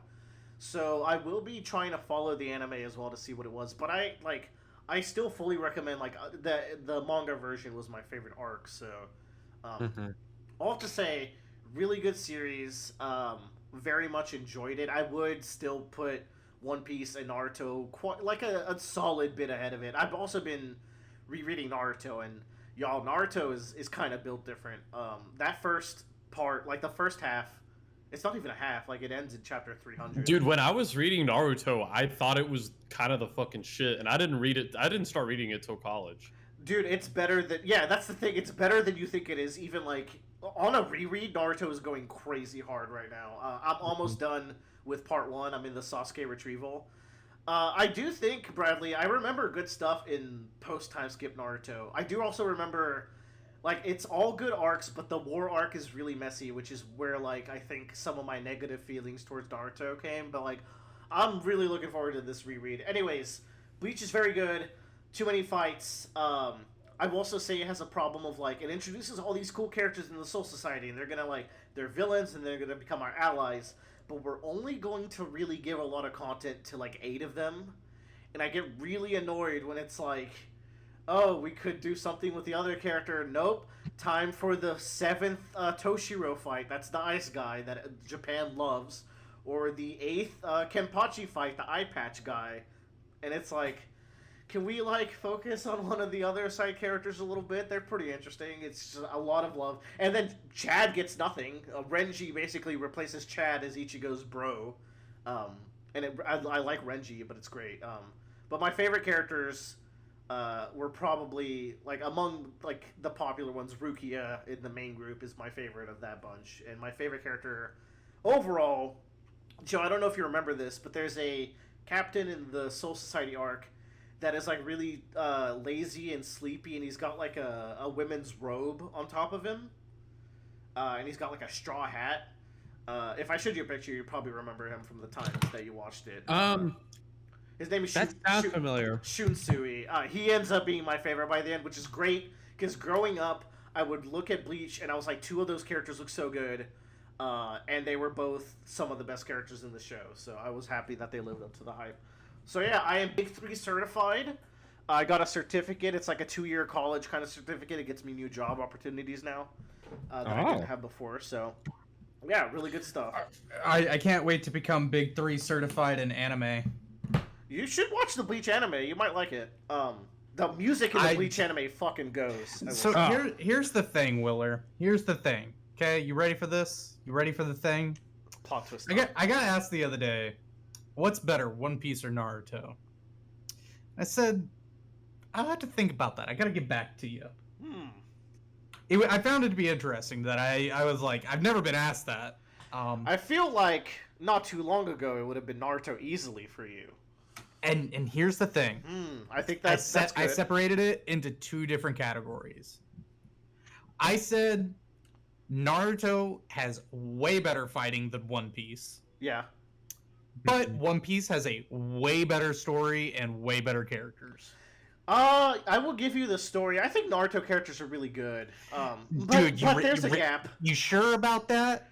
Yeah, like you sure about dude, that? I was thinking Rock Lee is the most incredible character of all time in the name pre-time 10 characters in Naruto whose stories you cried about.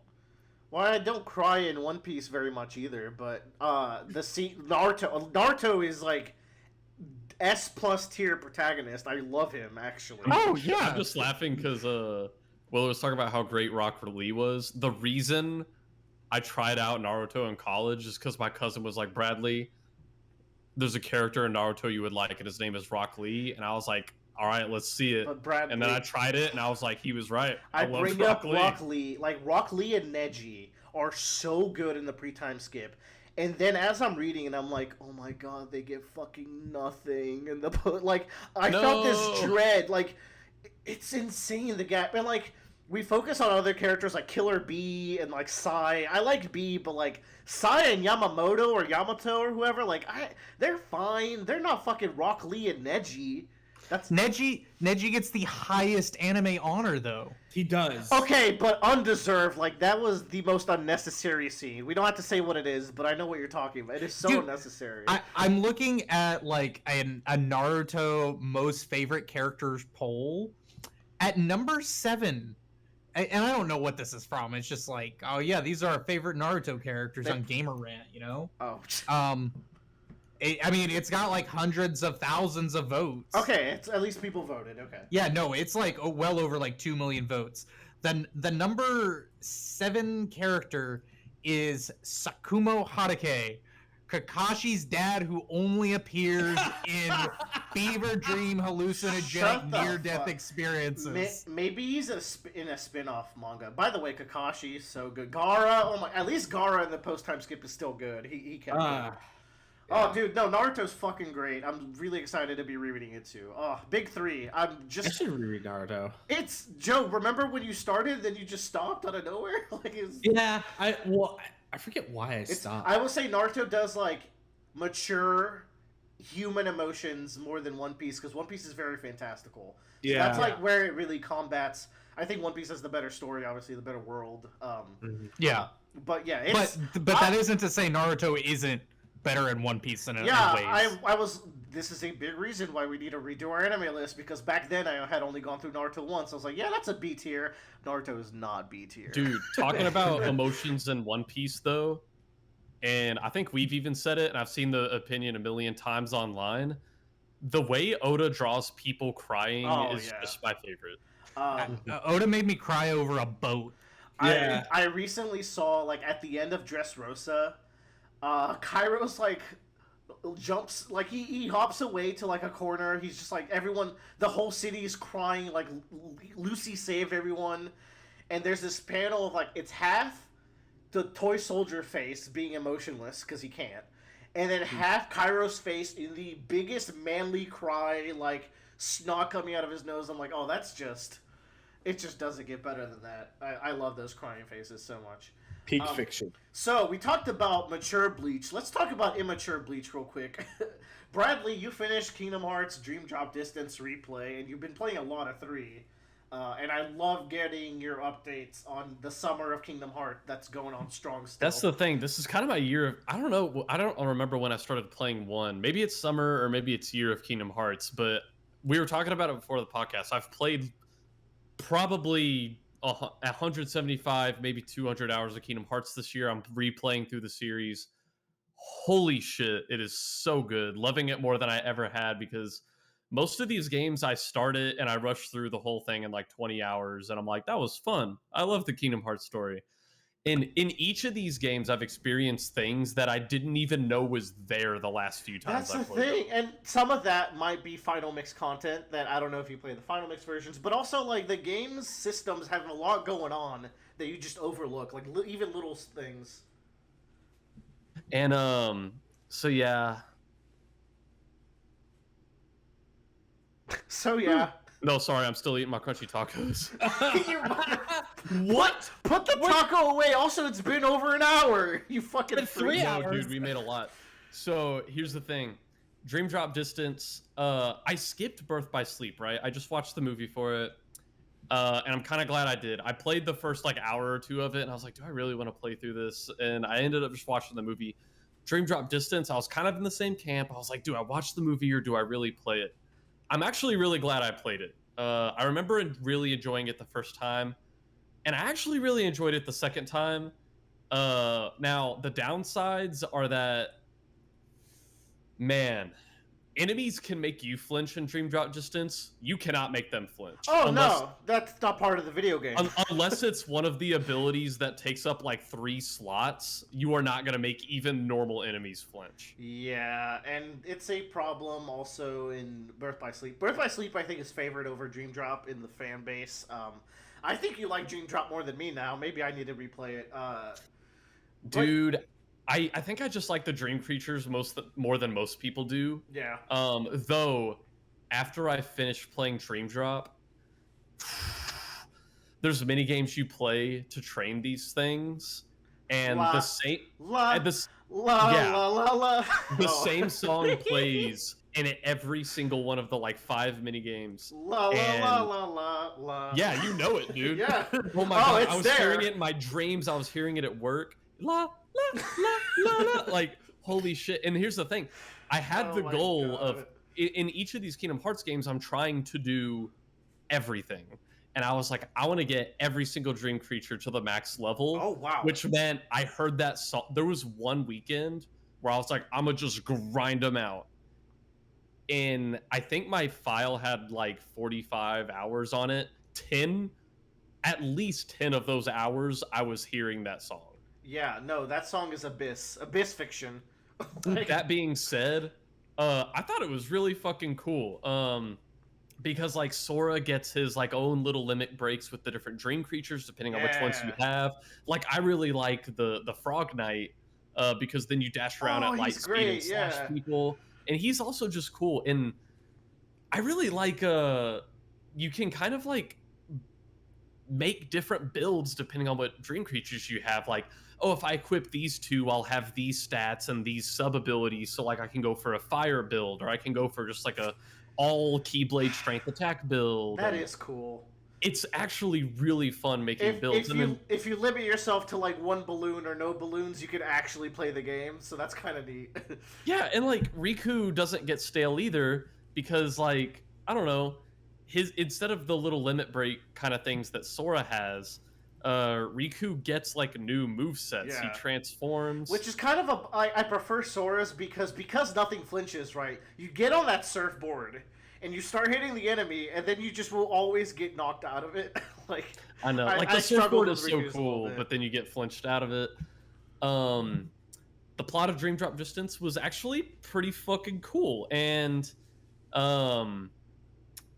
man, seeing the World Ends With You characters is always super fun. And here's one metric I want to judge all the different Kingdom Hearts games on, is like, how much do the Disney worlds actually matter? Like, because each Disney world has its own subplot, and it's like, whether it ties into the actual story of Kingdom Hearts or just ties into the themes. And in Kingdom Hearts 1, it's kind of hit or miss. Like, a lot of people would argue 1 is actually the best at it.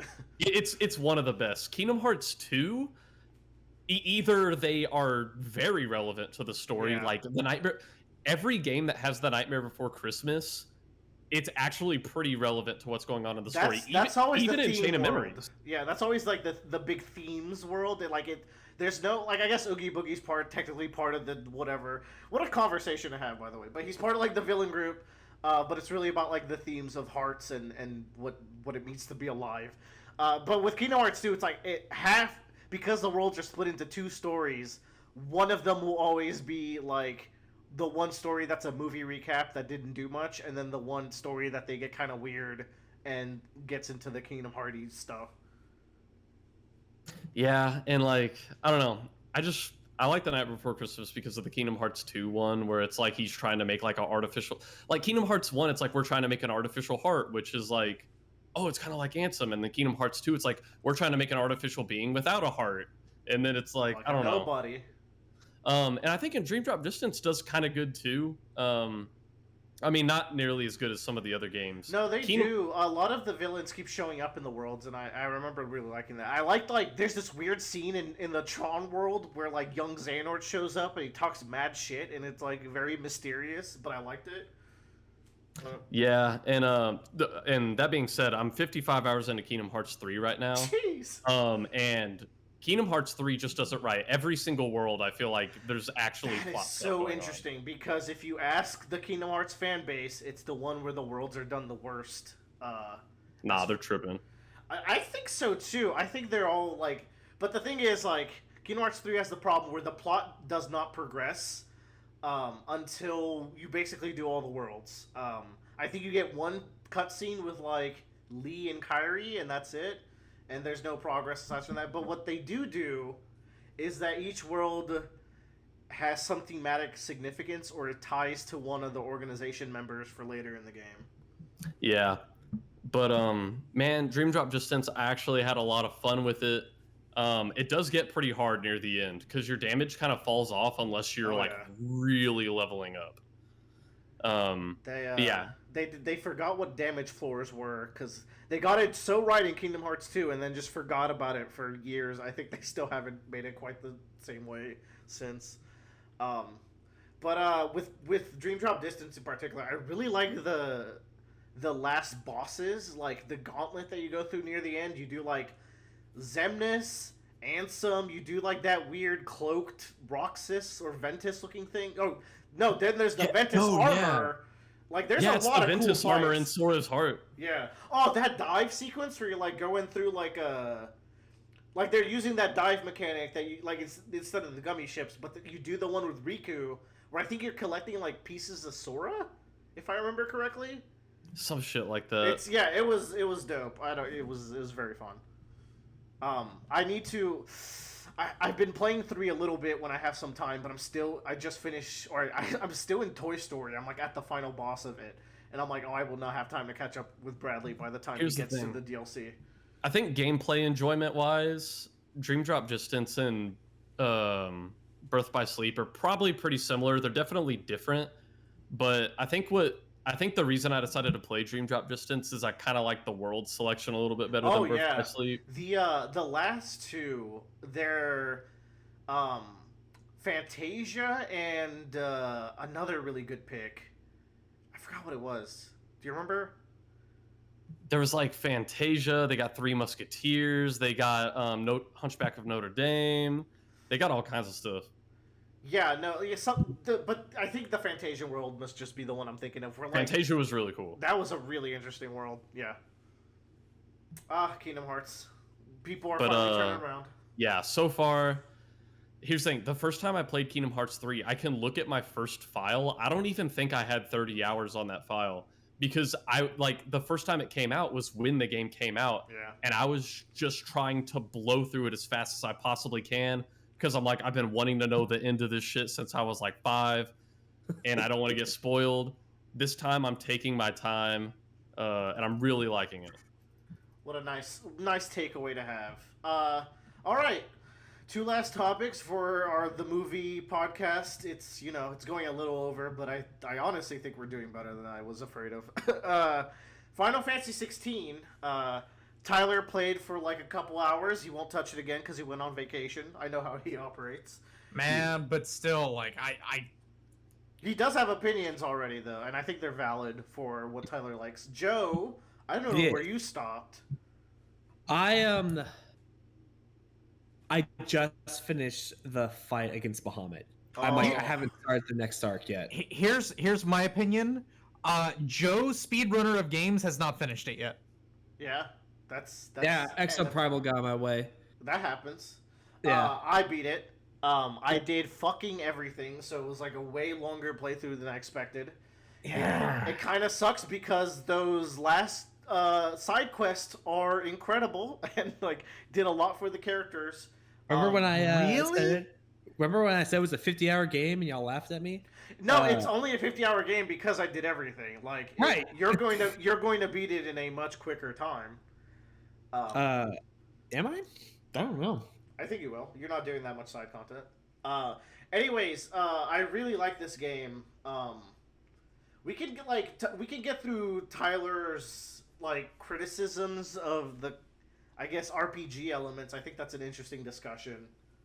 Yeah, like, and we talked about this, and like, y'all sent me some hate shit about like the way that Final Fantasies have panned out over the years, because I've never played Final Fantasies really when they launched. I've only played them like a couple months or years after they've come out. I mean, you guys Sometimes also decades. I've only started getting into Final Fantasy since like 2018 when I started with 7, so I'm like relatively new, but because of that I've been able to tell how different they are just at every level of the journey.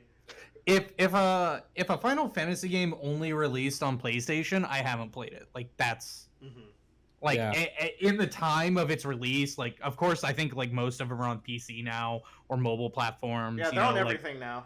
The Switch just got the Pixel remasters, PlayStation as well. Yeah, but like at the time, if it only released on like PlayStation, I didn't play it because I didn't have a PlayStation. So like I think that's 5 through 10. I didn't play. 12 is also a PlayStation. I know 12 came out on Xbox. I bet you haven't played 11. Oh wait, was it 12? I bet no one's played 11. Yeah. I downloaded 11. Nuh-uh. Yeah. I've heard 11 actually has good gameplay, which must be nice. I think 11 came out during the Phantasy Star timeline. I did. Yeah. Because I played some Phantasy Star. But yeah, like... But anyway, Tyler like, had some problems with the RPG elements. So, like, I played 15, and 15 for an RPG was still light. But, like, oh, yeah. I got to customize equipment, and, like, each weapon felt like a different playstyle with the main character. And the way the weapons I equipped to my teammates, even with, like, their one-call press buttons, still felt unique enough that I had to make... loadout decisions. That's also a mechanic they've also increased over time. So yeah, Yeah, it like this game, at least in the first 9-10 hours, because I played a chunk. I got 30% of the game. And I beat the Wind God. Garuda. Yes. Garuda. Went to the blacksmith, got the weapon, which I was like, oh, cool, like a purple weapon, you know? Like, it's going to have some cool numbers. It's going to be good. It looks neat. And then I went and did one mission, came back to the main hub, and it was replaced by a green weapon immediately, which, like... Womp womp. Yeah, like, womp womp. No, you know, you could have kept like, the purple weapon. It won't like, change. I could have. It does... see... You're right. It doesn't change anything. Change it. That's my problem. No. Is it doesn't change anything. And here's the thing. Tyler is right. I think the RPG mechanics are undercooked. I get why they're there. On. We talked about like they're there so you, like when Monster Hunter didn't show the numbers and it was like, what am I doing better? They're there for that kind of.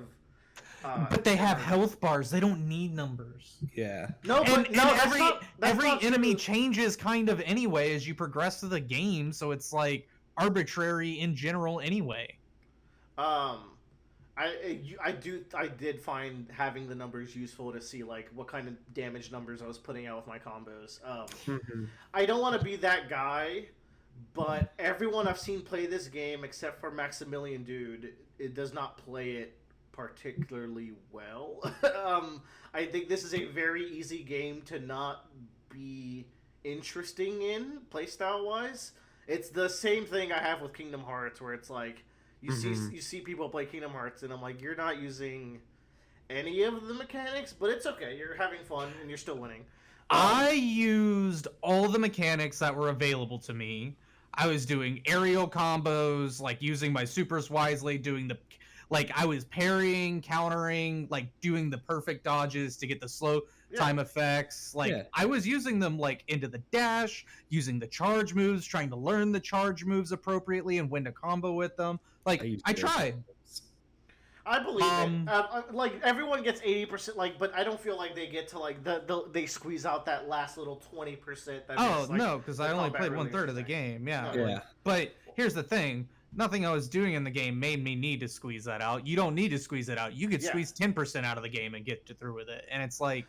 It does have some tough fights. It's overall a fairly easy game. They don't let you select hard at the beginning, which is a problem. But very big there's problem. some fights that will toss your ass around. I got to, I think, the armadillo boss that was like in the jungle. Yeah. That was the first... I like that fight. Yeah, that was the first, that was the last...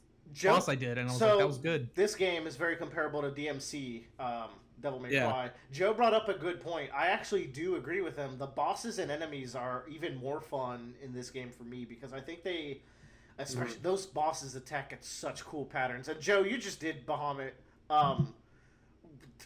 What words could be said aside from like fucking spectacle? But still, only spectacle. That's the only thing I felt like. It's just spectacle. I wouldn't. To me, I mean, I felt like it was a really fun fight to like dodge around and be optimal in personally. I think the first third or half of that fight, I can't remember exactly how long the fight goes, is very fun. And then you, and then you do some crazy ass shit at the end, which is like, oh, this is really cool. Oh, I felt like dodging the crazy ass shit was very fun for me. I was like, whatever. I will say, I was like, this is cool to watch. Titan fight and Bahamut fight are the ones that everyone talks about. My two favorite fights are actually neither of those. It's Odin and the final boss. Yeah. Wow, those fights are crazy cool. The oh my god, the final boss fight. There's some moments there that like made me have to pause and be like, oh, I got chills. Really good. So here, I agree with Tyler with the RPG mechanics. Yeah, I think we all agree hold on. with that. To add to that, I feel like one small change they could have made is just add passive abilities to the weapons and gear. Like, was that so hard? Oh shit! You mean you went the entire game without that? Oh yeah, no, what you saw Oh, is what you got. Yeah, There's one jewel that actually adds a new mechanic. Oh, that's not what I mean. The charms are fine. You can you Yeah. can make a little build with the charms. I mean, the weapon and gear themselves needed to also have those side abilities. Yes. Like you could stack on extra damage on your wicked wheel Yeah. or whatever. Yeah. I will also say the last icon abilities are all like the most interesting ones. Like Joe, you just got Bahamut. I think Bahamut's playstyle is incredibly fun. I don't know if you've tried it out yet, but No, I literally I got through the cutscene and then it's like I'm gonna put this down for tonight. like the iconic feat is you go into this winged stance where you have a really good dodge, but you can't do anything else. If you dodge though with well timing, you build up a like MMO mega flare bar, and you can get that bar up to 4, and then you unleash it, and it will just rain mega flare during the fight as you keep fighting, depending how much you built it up. That's But neat. you can't do any attacks while you're doing it, right? So, but there is these like the actual moves on the kit are like not that impressive on their own, but they're the kind of attacks that will like do stuff passively. Like you get to summon Virgil summon swords from Devil May Cry, where they like kind of float next to you, and every time you press magic, no matter what you're doing, no matter what animation is going on, they will shoot extra magic bolts. So you can be in that dodge form, but still shoot magic through those, and like that is just like one of the cool things that you can do with that. And then like the Shiva moveset has some of the most fun mechanics in the game as well. So I feel like you get a lot of the spicy ones near the end, and Odin has like this entire different mechanic about building up stacks to do a super powerful Zantetsuken that like is his incredible screen clearing attack. So one thing I like, all the different elements add so much different gameplay variety that make it so cool. I don't think the RPG was needed. Yeah. And it's like, this would be a really cool adventure story game. Yeah, and it was designed that way, and I feel like the quest. I'll talk about my main problem with the game after. Joe, you were gonna say something like a issue that you had, or you're like my thing with it. I agree with Tyler's like RPG stuff. I think also one thing is that this is a personal thing, and maybe it just what made things maybe a little bit more interesting for me is that like there's no elemental like weaknesses or like resistances. They're very not pronounced. There's like something called iconic punishment where like certain attacks. Yeah, but that's not like wind does more against this or fire. No, it is though. But it's not like very pronounced or that even important even. But that being said, because it's like, you know, a firebomb, if you hit a firebomb in any other Final Fantasy game with like a fireball attack, it gains health or like speeds up its detonation. Yeah, there's no absorption, there's no negation. That might be for the best. Like you don't want 1/3 of your moveset to be negated in a fight where it's an action game and you want to style on people. True. I get the theory behind that, but it kind of feels like weird, right? Yeah. Yeah. When I was using like the Phoenix Ultimate on the fire bombs, I was like, this feels wrong. Yes. It's like what? There's that, and like even then, like I still had a good time playing the game.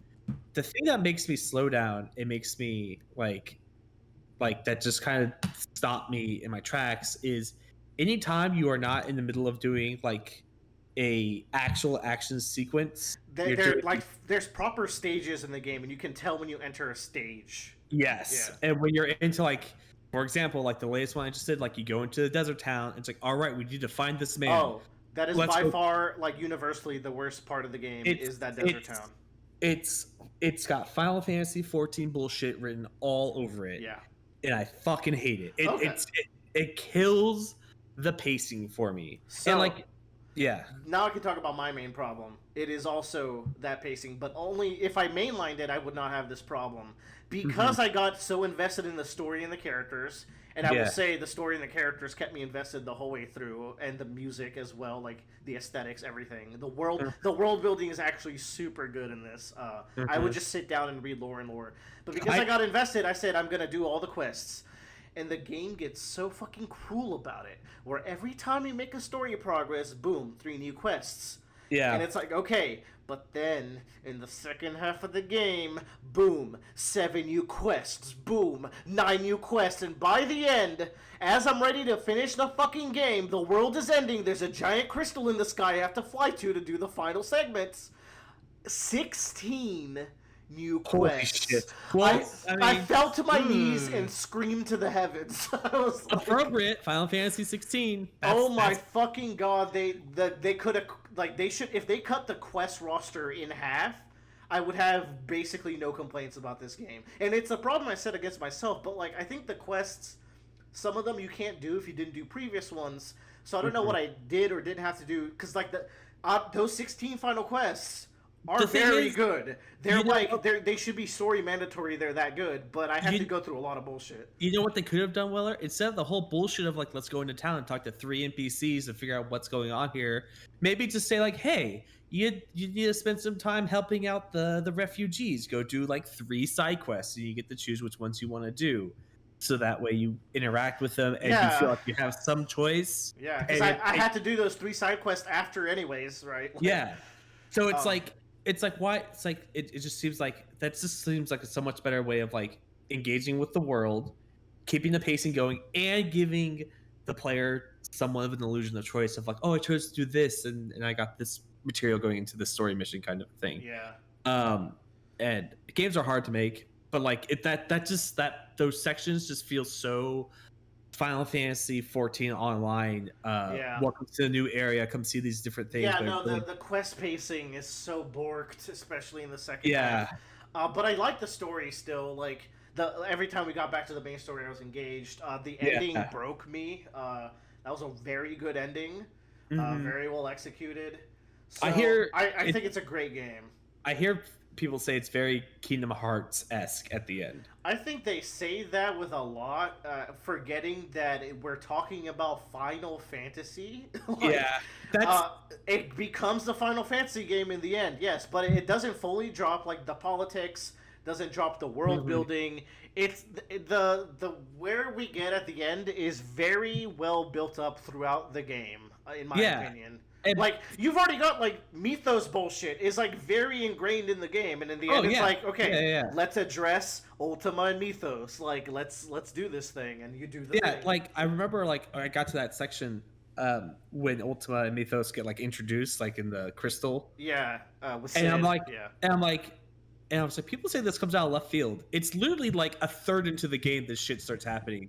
Like, and also it integrates so thematically, because it's like, okay, the crystals are the problem in this one. We're not actually. It's the inverse of most Final Fantasy games. Yeah. And it's, man, can't believe you never finished Bravely Default. Well, sure, Bravely, yeah. I mean, it's become a trend now to do the bad crystals. I think Final Fantasy 14 also. I wonder why. Because it's a cool inversion, and you think Bravely Default influenced everything. On top of that, it was like 8 years before all this shit. Anyways, it's all that to say, like, the whole story is that humanity is going in, like, they're doing this incredibly bloody war with walking WMDs that are the icons all over for a piece of land that is dying, and they're like, the war is also killing, like, they're fighting for land that is like. It's just like a really well-built circular theme of like their humanity is fighting for their own destruction, basically. Yeah. And it does a good job at that. And like, since you've already picked up on it, it's like, yeah, Final Fantasy bullshit's gonna be there. It does get like a little weird near the end, but you stop to think about it. You read some of the lore, you're like, okay, I see what happened there. Yeah. But that's like the very, very end, I think. I think the game is very fun. It's just one of those things where like if I went through the game, I would sit down and I come away from it and I'm like, all right, should I pick up Final Fantasy again? And then I think about like, I just started a new arc, which means I have to go through a whole other town segment before I get to the part of the game. If you can push through the desert, there will never be a part as progress halting as the desert. Man, I couldn't push through the fucking grass field.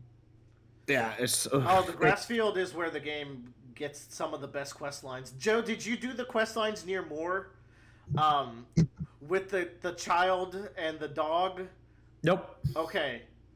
Those are very good. The game does a really good narrative world building where it's like, hey, we're getting closer to the capital of the Holy Empire.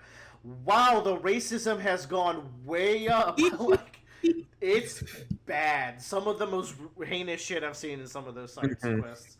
But I really like that. So yeah, great game. I really want to do New Game Plus, but I've committed to doing Yakuza 5, so it's like I'm doing that, and I got to get Mewtwo and Pokemon Unite. So it's like that's the second complaint I have with the game is that I feel very insulted they don't open hardcore mode from the beginning. I think that's very insulting to players, which is I think a bit harsh to say. I wonder if they'll patch that one day. Yeah, because it's like there's actually 2 extra difficulties because there's also Ultimaniac. Yeah, so it's like I wonder where I'll get to that. So I get where Yoshi P and the team was coming from. It's like we're going to a very hard action RPG route, very different from what everything else has been so far. We want to make sure people can engage with the story that don't usually do that. It's like, so totally get that. Just give us the option.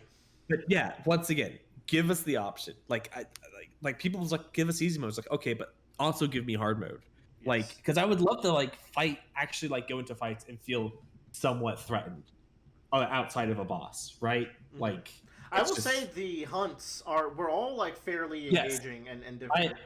I've also done a few hunts. I think they're very fun too, but they're basically just mini bosses. So, but that's cool. I like the bosses. I want to dodge some AOE patterns. Yeah. But no, I like the game. I enjoy it. I fingers crossed I'll get it done before Game of the Year. But yeah. I mean, you've played enough, but I do think you would enjoy like a lot of the upcoming stuff too. I do appreciate they have the training level select thing. Yeah. Any action game that gives you that, it's like, all right, cool. I don't want to replay the whole game. If you enjoy the characters, especially Clive or Josh or Dion becomes really good. Like a lot of the characters give very satisfying conclusions. I think Torgal gets like a weirdly very good side quest. Like it was bizarre. Third thing, I think one more thing they could have done is really kind of integrate other companion movesets to be used other than the dog. Yeah. I think that's that might have been just like a whole scheduling thing where it's like we don't have time to develop. Absolutely. I have a theory about that, but no need to get into it. Yeah, but Bradley, I think that's a missing key point. I was gonna ask Bradley, did you ever finish that demo? Because you were like, "Oh, I can't wait to go fight people." I was like, "Motherfucker, you didn't even do the Goblin Village yet. You haven't fought anyone." Man, I don't know what it is. Like, I love the combat, and I even kind of like the world they're building up, but I don't know. I just couldn't do it. Just get through the prologue, the demo, and then you'll know if you'll like it or not. But it's only like an hour or two. That's the thing. Like the parts where I was actually doing stuff, I was like, "This is the funnest motherfucking game ever." And then the parts where I wasn't doing stuff, I was like, "Come on, man." That's how I feel, Bradley. Bradley, you gotta at least do the demo for me. It's fast. You just gotta commit to it. Okay, and then Barbenheimer happened. Bradley, did you watch any of the Barbenheimers? No, but spoiler alert from someone who didn't watch these movies. I heard there was a lot of controversy about the Barbie movie online, so I spoiled myself on it, and I don't really get it. I feel like it's got good messages for everybody. What have you heard? Yeah. Well, here's the thing: the people who complain about this movie on the internet are like, I feel like this is an anti-men movie, but then I was like, how the? I was like, what? And then I was like, I don't know. I kind of read through I read through the synopsis of the movie, and I was like, it feels like it feels like it is a movie about gender relations, but I feel like it ends at a place that has a positive message for both genders. For sure. Yes. Do we want to start with our movie order, or do we want to just start with Barbie since we're talking about Let's start with the movie order. Let's go Oppenheimer. Order from worst to best. So Barbie was first then, and... No, we watched Oppenheimer first, you madman! But you said order from worst to best, so I went with Barbie Savage. first. Hey, you set me up, motherfucker! No, Oppenheimer that good? No. Tyler hated it, because, I mean, it is a 3-hour biopic about a character. I had the last Duel effect happen to me, Willer, where I walked out of the theater, and I was like, that movie was maybe an hour too long for me. I don't know if I appreciate the last hour.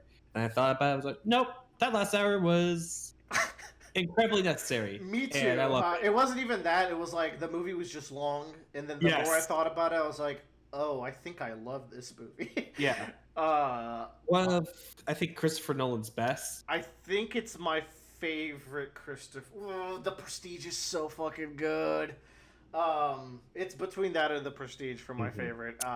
Even above Dark Knight, and I love Dark Knight. Yeah, we should also mention that we actually did do the Barbenheimer meme. Like we Oh, it were was all a double there. feature, yeah. Yeah, which was a lot of fun. I had a great time. I think we also picked the right order. Yes. You should definitely go Oppenheimer into Barbie. Yeah, I told y'all, it's like you need to have the dreadful movie first, and then end it off with some nice thing, something sweet that will cleanse your palate. Like, I feel like there's a lot in Oppenheimer that you would like, Bradley. But you have to. Yeah, you would. I feel like I would like to. Oh, I know what you're talking about. Yeah, Yeah, buddy. At first, I was like, "Oh yeah, he's right. It's like a very cool like sciencey movie." And then I was like, "Wait a minute, I know what he's talking about." No, but also you would like the sciencey bits, and also the morals of the movie. I think are very somber. Very good. The visuals are very good. They use this visual of like rain falling in puddles, and then the way that connects to the end, you just leave the theater kind of like. I was just like. As I left, I didn't really have any words to say. I was just like, "Oh man, I need to think about that because I think we're fucked." Yeah, I'm just very glad that like I had Barbie to distract me immediately afterwards because I was very existential walking at that movie. I was like, "Oh, I kind of just realized the whole world circumstance that I'm in now."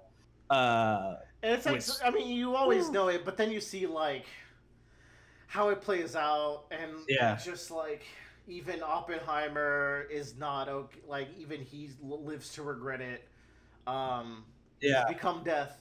Like the acting was phenomenal. The pacing was like sometimes even too fast for a 3-hour movie. Yeah. Like sometimes that shit has Chainsaw Man pacing. Is what I told Joe. So the reason why for that is because the movie is split up into 6 30-minute plot points.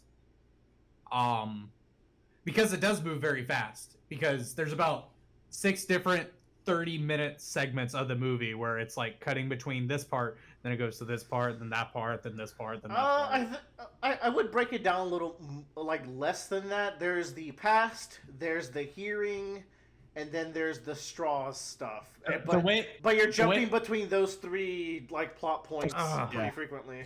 I'd say like there's basically like this is maybe too wild, but like basically there's a timeline which is the past, and then it splits off into like the Oppenheimer and then the Strauss, because those are like the 2 like splitting points of like the movie essentially. Yeah, which Robert Downey Jr.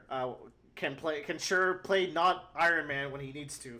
My brain was like operating like it's like having a fucking seizure. Y'all should go watch Charlie Bartlett, a 2008 or 7 movie.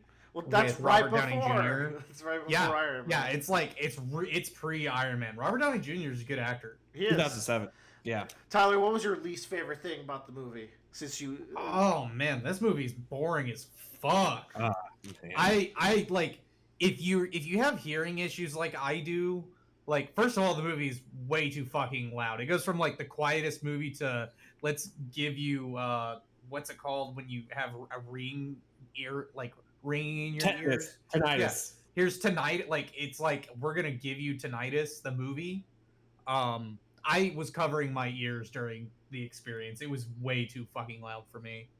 Other than that, like I paid attention the whole movie, but there's like parts where characters' names I don't miss. Like there's a lot of characters. Like it shows someone's face for like 5 seconds and it'll say their name and then not bring them up for 45 minutes, and I'm like and then y'all went Josh Peck is in this movie, and I was like, yeah, did you not see him an hour ago? Like what? Like how did y'all miss him? It didn't register because like you said, he just showed up and then went away. This is very much a like I am looking forward to rewatching this movie because it's one where you kind of need the full story to even understand some of the middle bits, I feel. Is there anything you liked about the movie? The acting was good, like y'all said. Like it's not a bad movie. It's not a Tyler movie. No, not at all. Like I don't know. Y'all were talking about like existential walking out of Barbie. I'm like, like in between that and Barbie, I was like, I'm existential on the daily basis walking into Oppenheimer. Like that's the only reason I ended up with y'all this past weekend to see that movie is because I have existential midlife crises every other fucking week, and I'm just so true, bestie. Like Oppenheimer is my average Sunday on a good day. That's a bar.